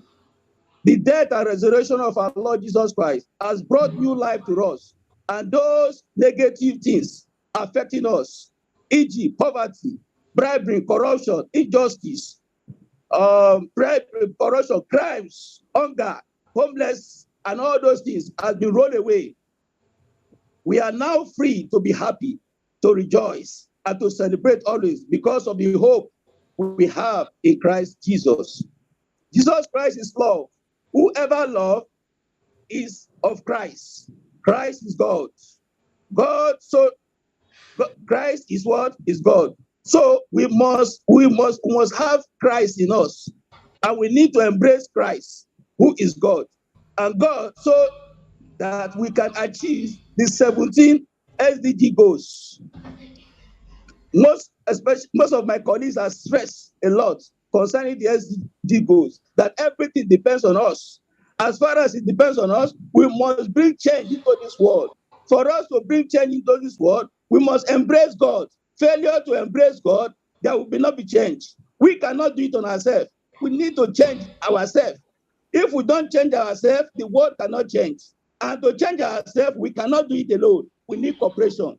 God must be with us. The same person we are celebrating today must assist us. We must embrace him. Failure to embrace him, that means we're not ready for the SDG goals. Today, we want to talk on the 17 SDG goals, which we have stressed on 1 to 13. Now, we want to talk on SDG 14. That is life below water. You'll be so surprised. People will say, is there any life below water? Yes. The word we're expressing, the earth we're expressing that there's also a life below water. Look at the water. So we must do certain things to make sure that the survival of the people there, we are able to do 1 or 2 things, and they're also assisting us too. SDG 14 is a global goal. Yes, it's a global goal. As far as a global goal, what are we to do? We are to conserve and sustainably use the ocean, the sea, and the marine resources for sustainable development. It will interest us to know that more than 80% of the ocean remains unexplored, that there are 2 million living species in the ocean. We only know 230,000. That the ocean covers 70% of the planet Earth. That the ocean makes up 97% of the Earth's water. That over 3 billion people depend on the marine ecosystem to make a living. Conserve and sustainable use of the ocean, of the sea, of the marine resources entails protecting and meeting our own needs without compromising, and should be able to serve the test of time in the future so as to have a meaningful living style. Yes, there is need to make use of the following. What are the following? Solar energy, wind energy, save energy, eat less meat, use reusable alternatives, use renewable energy, recycle and reuse, drive less, don't waste food, grow your own products, donate unused items, wear sustainable clothing, go paperless, go paperless. We need technology. That's what it's telling us. Save water, buy fair trade products, use eco-friendly cleaning products. Further action to take to save lives below water. 1, reduce marine pollution, protect and restore ecosystem, reduce ocean acidification, sustainably farm fish, conserve coastal and marine areas, and subsidize contributing to overfishing. Increase the eco benefits from sustainable use of marine resources. Increase scientific knowledge, research and technology for ocean health. Support small-scale fishers by buying local and certified fish, by supporting small-scale producers, by shopping in local market and shops. Government should implement and enforce international sea law. It will also interest us to know that life below water helps the environment. How does it help the environment? By regulating the global ecosystem. What do I mean? Absorbing heat and carbon dioxide, CO2, from the atmosphere. That the ocean provides livelihoods. We benefit fishery, tourism, and other sectors from the oceans. Further benefits of the life below water help with the breakdown and removal of waste and pollution. Their coastal ecosystem acts as buffer to reduce damage from storms, maintaining healthy ocean, support climate change, mitigation, and adaptation efforts. Also, as earlier said, at the seaside, it has played a great place for tourism and recreation. The problem of life below water, over 80% of access stocks of fisheries are fully fished, over what? Fished. Illegal, unreported, unregulated fishery accounts. The ocean, which is the marine, is being destroyed by what? The shark hunting, overfishing, inadequate protection, tourism, shipping, oil and gas, pollution, climate change, aquaculture. And the biggest problem in the ocean is our human numbers. Carbon dioxide, the drivers warning, the acidification, the overfishing, and the plastics. What kills marine life the most, overfishing. It's threatening the food security for 100 million of people and destroy ocean ecosystem worldwide. Will there be fish in 2050? 70% of the fish population are fully used, overused, or increased as a result of overfishing. Warmer water. If the world continue in current rates of fishing, there will be no fish left for 2050. So what should we do? We have said it, but the major thing, if we are serving our God, we should serve him in truth and in spirit. Whoever is serving God must be loving. When you are loving, showing love for one another, you should be able to do what you're supposed to do so that this problem can come to reality. Without we actualizing ourselves with this God we are celebrating today, it is not possible. We want to make sure that it is possible to make our 17 SDG to be perfected. We all need to cooperate. There should be cooperation. Every one of us must take into this, must click into this training. All what we have said so far, all what my rebel speakers have said so far, we must click to it. And we must make sure that we allow God to use us. We must make sure we click ourselves with God so that we can do it. Otherwise, failure to receive this God we are celebrating today, it is not possible.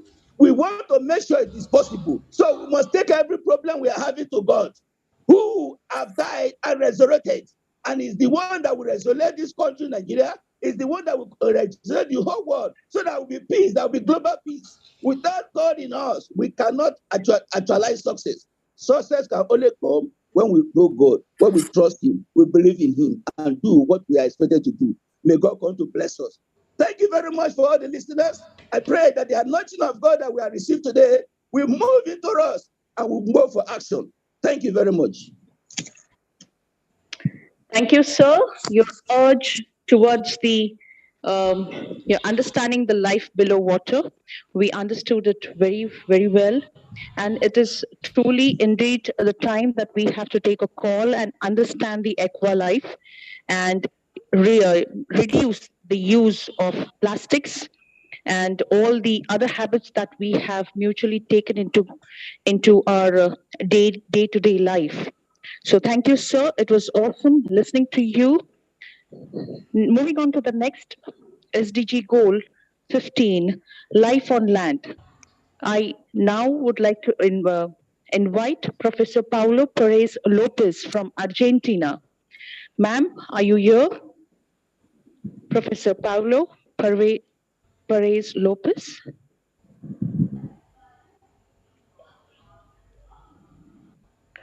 Do we have her? Ms. Fabina, I think we can move on to SDG goal 16. Rania? Okay. Yes. Okay. I think we don't have her. No worries. We'll move on to the SDG goal 16, peace and justice, strong institution. Now I invite Ms. Rania Lampo from Greece. Ma'am? Ms. Rania? Greetings from Greece. Hello. Greetings, ma'am. Greetings. The stage over to you. Thank you. Well, many congratulations for the organization of this wonderful and significant event, Global Peace Summit today. And according to SDG 16, which is about peace, justice, and strong institutions, human rights put people center stage. So by respecting human rights in this time, especially of war crisis, we will build a more effective and inclusive solutions for the emergencies of today and the recoveries for tomorrow. Unfortunately, war is a reality nowadays in Europe. A major war in Europe has broken out with full-scale attacks, with bombing airports or military installations, while deploying troops and tanks and military aircrafts. Fighting also has broken out near the site of devastated Chernobyl nuclear power plant, raising fears of a release of radioactive materials. Some political analysts talk about a definitive rupture in world politics and the point of no return in the new Cold War. A war in Europe could quickly turn into a global conflagration. I personally believe that we are unfortunately on the verge of the Third World War. And if the Third World War were to erupt, this could, of course, entail an unprecedented level of destruction due to the likelihood that weapons of mass destruction would be used. So day after day, we are inundated with these stories and scenes of decimated cities, of packed bomb shelters, and this also together with the arrival of refugees, war refugees in every country across the globe. This has made the war a defining feature of Europeans' everyday lives. So this we talk about an assault on our most deeply held values: democracy, the rule of law, peaceful coexistence, and the inviolability of borders. Right now, Ukrainians and Russians are dying, brothers and sisters, sons and daughters, mothers and fathers. So we feel for the millions of these people who now are having to live under the threat of imminent attacks. We feel for those who have already lost their beloved ones. So what is actually war? War is partially the result of the greed of men, of imperialistic ambitions, of course, interest and the desire to reach out and possess what others possess. And these are related to socioeconomic factors, geography, and institutions. It's very interesting to see the case also of Yemen, to see how war and conflict cause famine, because in Yemen, there is the largest humanitarian crisis. Yemen is the poorest country in the Middle East, and according to the Global Hunger Index, Yemen has the second highest hunger score in the world. So Yemen's food crisis is a direct man-made result of the war. A conflict-devastated country where millions of Yemenis already face dangerous levels of hunger and are being pushed into deeper poverty. And what about COVID pandemic? The COVID pandemic also had threatened peace-building gains. Therefore, commitment to sustaining peace is now more urgent than ever. All these social, economic, political effects of the pandemic will leave deep and long-standing scars. We saw how, in a matter of weeks, global trade, global trade systems collapsed, social norms changed, how rights, liberties, which had been taken for granted, such as the freedom of movement and association, were revoked and social values were reoriented. So this shows that it's evident that the world lacks an effective approach to deal with such crises. And observing the crisis through a human rights lens puts a focus on how it is affecting people on the ground, in particular the most vulnerable. The impact of the crisis concerning peace is actually, we saw unemployment, food insecurity, widespread closure of schools, reduction of care and protection services, all this marginalization of migrants and refugees. And of course, we can mention how Global Peace Index, and which is the world's leading measure of global peacefulness, and also the Positive Peace Index, which measures the attitudes, institutions, and structures that creates sustainable, peaceful societies, are likely to be negatively impacted by the COVID pandemic. So within this framework, of course, peace education is of utmost importance. So education plays a crucial role in building defenses of peace in the minds of people, because it tries to inculcate higher human and social values in the mind of children. And I believe that educators, governments, decision policymakers need to incorporate peace education in all curricula and all levels of education in the development of teaching and learning materials. So inclusion of peace values and activities will make the subjects more meaningful and interesting to learners in many ways. As a STEM instructor, I'm trying through my international humanitarian projects to promote positive peace My projects are based on sustainable investment, stability, and high standard of living. My water and food projects especially were addressed to African countries that suffered from all disadvantages of negative peace, such as lack of water and food. Of course, these projects cannot stop wars, but they can improve the quality of life of these people. And what we can do about it, about how we can make peace in our community, we can get involved in local events, we can volunteer at local organizations to help our community, we can extend our empathy by focusing on the common joys and sufferings of all humans. We can join groups that have a peaceful social justice mission in order to reap the benefits of mutual support and collective action, and find role models to inspire us and like-minded others for support. We can donate time and money to such causes and learn about constructive ways to manage differences and resolve conflicts. So it's important to treat all people with kindness, regardless of race, of gender orientation, of sexual orientation, religion, to practice forgiveness and find ways to nourish our hope, our commitment, and energy for peace. So we don't know how this war in Ukraine will unfold. The prospect of peace, prosperity, and respect for the rule of law are of crucial importance right now. The challenge now in front of this renewed great power rivalry is to uphold the sense of peace as common purpose and build a stronger, more resilient world. The relationship between peace and sustainable development is important to achieve the objective of social cohesion and living together, and to move away from the culture of war and violence. So peace is not only the highest goal in life, it's the most fundamental requirement. And according to Albert Einstein, peace cannot be kept by force, it can only be achieved by understanding. Thank you very much, IDIM, for this invitation, and many congratulations. Thank you, ma'am. Thanks a lot.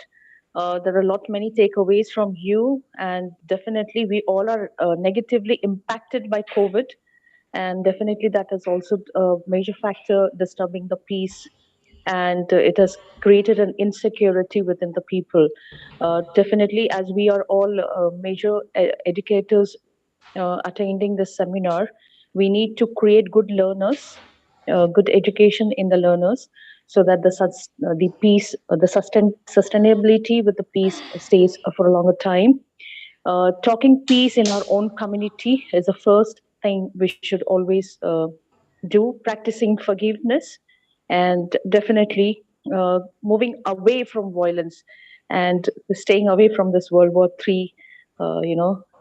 Yes, ma'am, truly, it's a fright itself when we hear about that World War III. So that's the right time that we can act upon this sustainable SDG goals of peace, which can break through of this war thing. Moving ahead with the last speaker for tonight, SDG goal number 17, partnerships to achieve the goals. I invite Mr. Dargan Jovanov from Macedonia. Sir, are you here? Mr. Dargan, are you here? Fabina, Ms. Fabina, I think he's facing some network issues. We can okay. The video presentation. Yes, Okay. ma'am. So, Yes, Pooja. Yes, Yeah, Dr. ma'am. okay. Over to you, Dr. Pooja. Yes. Thank you, Fabina, ma'am.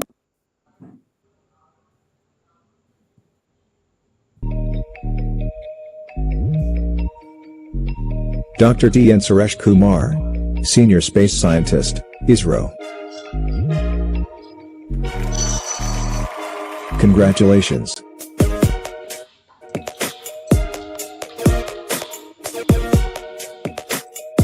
Dr. Raja Rao Pajadipalli, VFX trainer and motivational speaker, Director, TimesIndiaTV.com. Congratulations.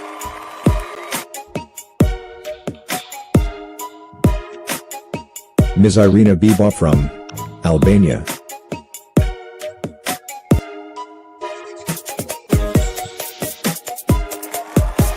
Congratulations.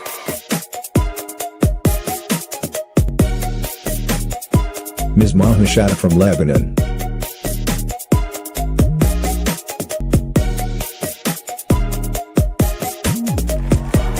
Congratulations.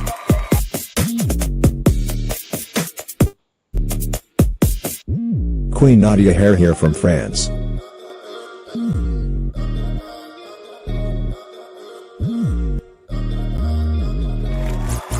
Congratulations. Ms. Laura Stancha from Romania.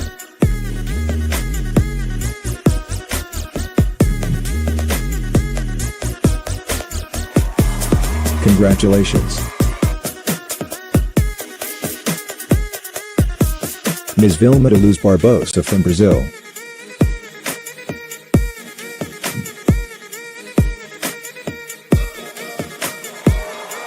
Congratulations.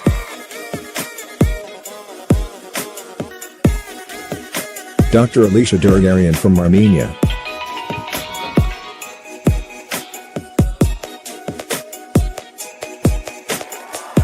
Congratulations. Ms. Maghi Ali Hijazi from Lebanon.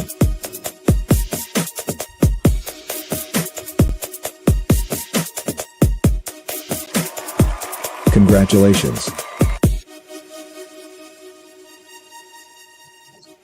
Ms. Kanchan S. Farkia from USA.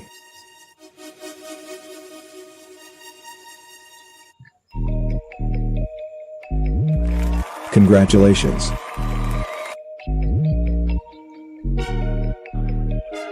Ms. Raden Raro Martiningsi from Indonesia.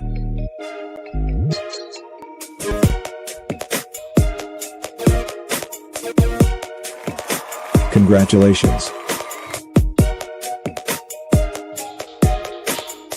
Ambassador Nur Ahmed from Bangladesh.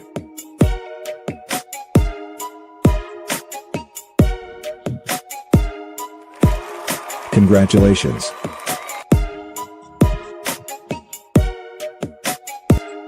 Professor Dr. Ambassador Marine Mia from South Africa.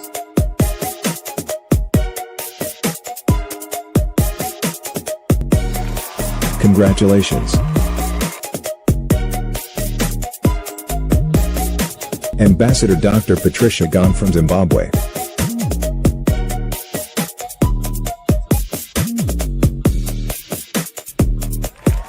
Congratulations. Ms. Jalka Dimaj from Albania.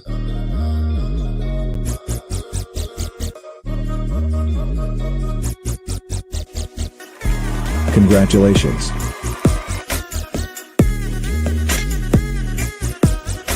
Ms. Sonia Yahya from Malaysia.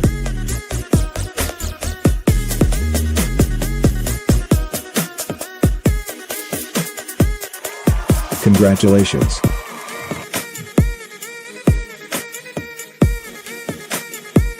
Ms. Vanessa Jacqueline de Cruz from Singapore.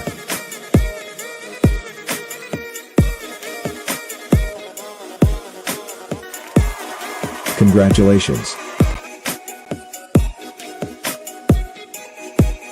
Mr. Ayasokasi John from Togo.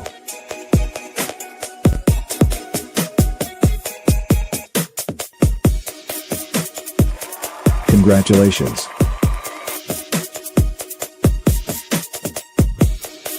Professor Dr. Chapjana Ralabo Ryujiholo Charles from Nigeria.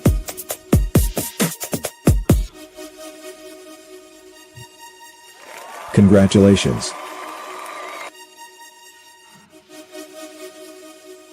Professor Paula Perez Lopez from Argentina.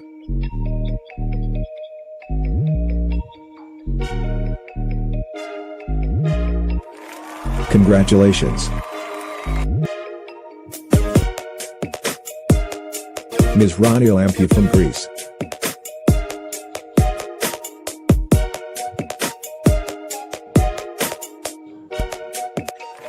Congratulations.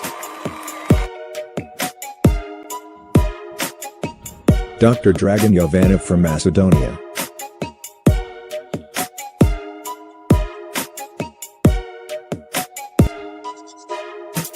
Congratulations. Dr. Preeti Shrimal.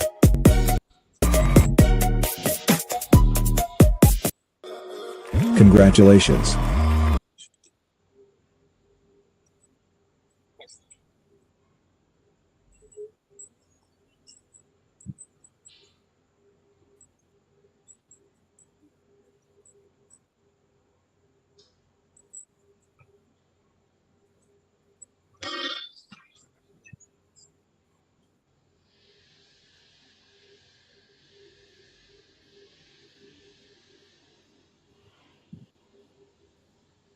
Yes, Preeti ma'am, the video is Yes, over, ma'am. Pooja.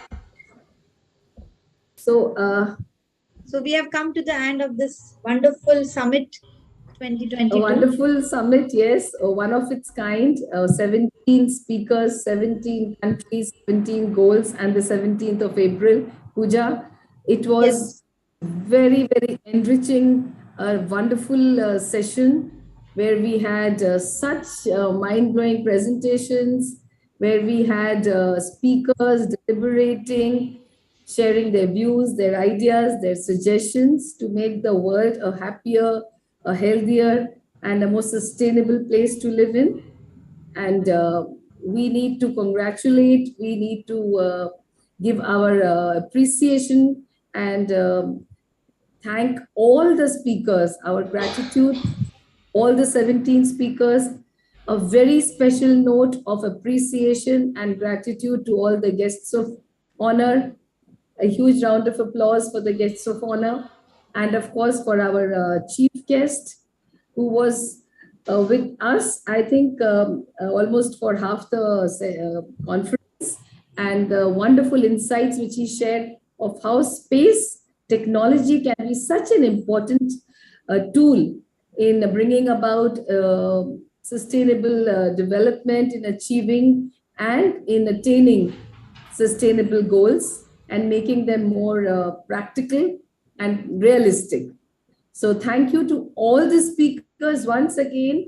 Yes, thank you for being with us, for your gracious presence, and for making today's conference, the first conference, so successful. And thank you to all the guests of honor. And thank you, Dr. Raviji, for all your support, for always being there for behind the scene. Thank you to the entire technical team. I think Gina, Denul, Gayatri ma'am. Is there Meenakshi ma'am. Yes, Pooja? Meenakshi ma'am, Meenakshi Mahajan ma'am, and everyone behind the screen. Our sincere gratitude to all of you and the valuable presence, ma'am, valuable presence and the support the entire speakers, moderator, technical team have given to make this program a success. Thank you once again. Thank you, everyone. We can wind up and say Shabbat for your gracious presence today. Yes, and for making this 17th April a very memorable milestone indeed in the history of IDYM Foundation. So, Raviji, are you there behind the scene? I think a big round of applause for Raviji for bringing the entire globe together on one screen today. Yes. And all of us as global citizens. For proving, ma'am, for proving Yes. Vasudha Kutumbakam, the entire, the family. Absolutely. All our family, yeah. Yes. So, I think, is Raviji there? Can we hear him? I think, ma'am, I couldn't see, sir. I would also like to thank Dr. Pooja. Big round of applause. Thank you, ma'am. Ravina, very well done. And Thank you, ma'am. Rachna Thank ji. you so much. Yes. Fantastic. Yeah. It was wonderful Behind the work. scene, just a Yes. minute, just a moment. Behind the scene, the entire planning was done by Dr. Preeti Shrimal.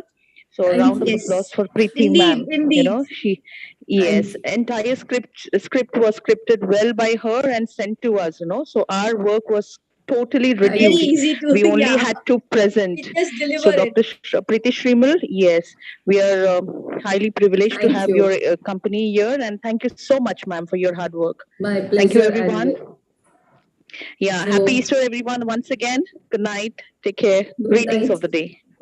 Yes. Bye. Good night, Thank you, everyone. everyone. Thank you for being here today. Thank you once again. Ma'am, Yes, Saviji. yes. So, how is the Josh? Josh is high. Yeah. Josh is always high. IDBM ignites that spark in you. It's like an ignition which keeps you There are two completely persons who is continuously high. sitting on laptop. Two persons are sitting continuously on laptop, Mother and daughter both are sitting to control the entire technical things of the program. Thank So you. we must thank to them because they are not able to speak because they cannot speak because they are running converting that Zoom to IDBM TV. That Thank is you. Janet and then they are sitting continuously from 5 hours. Fantastic contribution. Amazing. They cannot speak because if they will speak, then echo will start. Thank you. And I just want to say one thing about Preeti ma'am. Because of Preeti ma'am, only we are doing this type of program. Thank you, sir. Actually, we Yes, sir. never had a Indeed. plan to True. conduct this type of event, but when we met first time to Preeti ma'am, and we talked to her that we can plan something for the educators, the people who are joining our foundation. And she was the one who hosts the first program like this for IDBM. Thank you, sir. That's why she was My very pleasure. important. Your Excellency, thank you. With someone like Raviji at the helm of affairs, I yes, approached to driving us all. I I was facing some problem of Zoom link, And Laura ma'am from Romania, she is from there. Yes, She is Laura another ma'am. technical. So we cannot Brother, do. Yes, bhai. Brother, just one sentence I would like to say because I'm also moderating some other program. I know moderating is not a very easiest task. Trust me, you have to be active all the time. You have to be polite, be smiley. Oh my God! Look at this. It's all about 5 hours going on, and still the smiling is going to the face of our moderator, the powerhouse, Dr. Preeti ma'am, and my sweetest sister, Dr. Pooja ma'am. You guys are really a great power to empower all the women. And as well as the team who is working behind these, Yes. I do really give to my gratitude to them because trust me, they are just unseen, but their power is seen to us. So I really appreciate each and every one contribution because I am a speaker today. I just give my speech and I can keep quiet. But all the moderators have to be active each of the time. Look at this. They're not even yet taken their dinner yet, but you have taken your dinner. So some other things, look at this. This is the way we have to appreciate your every single contribution because I do believe that your contribution give the Ignite Young Man by IDBM Group of Company in this stage. So we really honor, and yes, I do feel honored to be part of this organization. Thank you so much, sister. Ma'am, I have got a special message from Denul mom and Denul for Professor Charles from Nigeria. They have said that the speech of him was inspiring a lot to them. And it Thank was you so very much. energetic. Your Excellency, I appreciate you. You have been doing a very fantastic work. And God will to They crown your cannot effort. speak, sir, because of technical reasons. Otherwise, they told to me to pass the message to you. Thank you. Thank you so much, sir. So, ma'am, shall we wind up now? Yes, I think. Thank you, Yes. everyone. It was a Good night, wonderful everyone. day. Yes. Laura ma'am, thank you so much. India, Romania, Laura Jai Hind. ma'am. Always welcome. Thank you for Just this great smile, Laura opportunity. ma'am. Yes.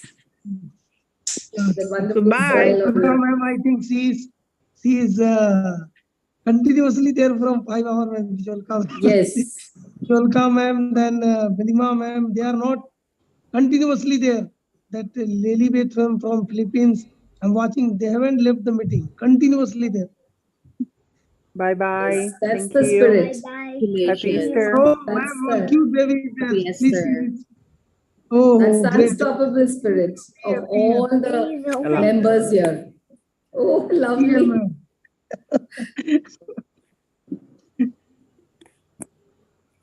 Tell something, beta. Oi. Yes, please sing one song. Good night song.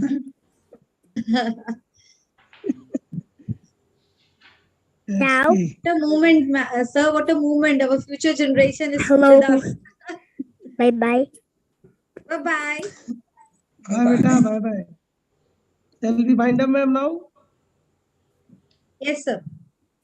Preeti ma'am, can Okay, we wind Janu? up? Can we leave Yes, the yes. meeting? Yeah. Yes. Okay. Thank you, everyone. And have a good week ahead. Thank you. Thank you so much, sister, for your great contribution. Thank you. Thank you.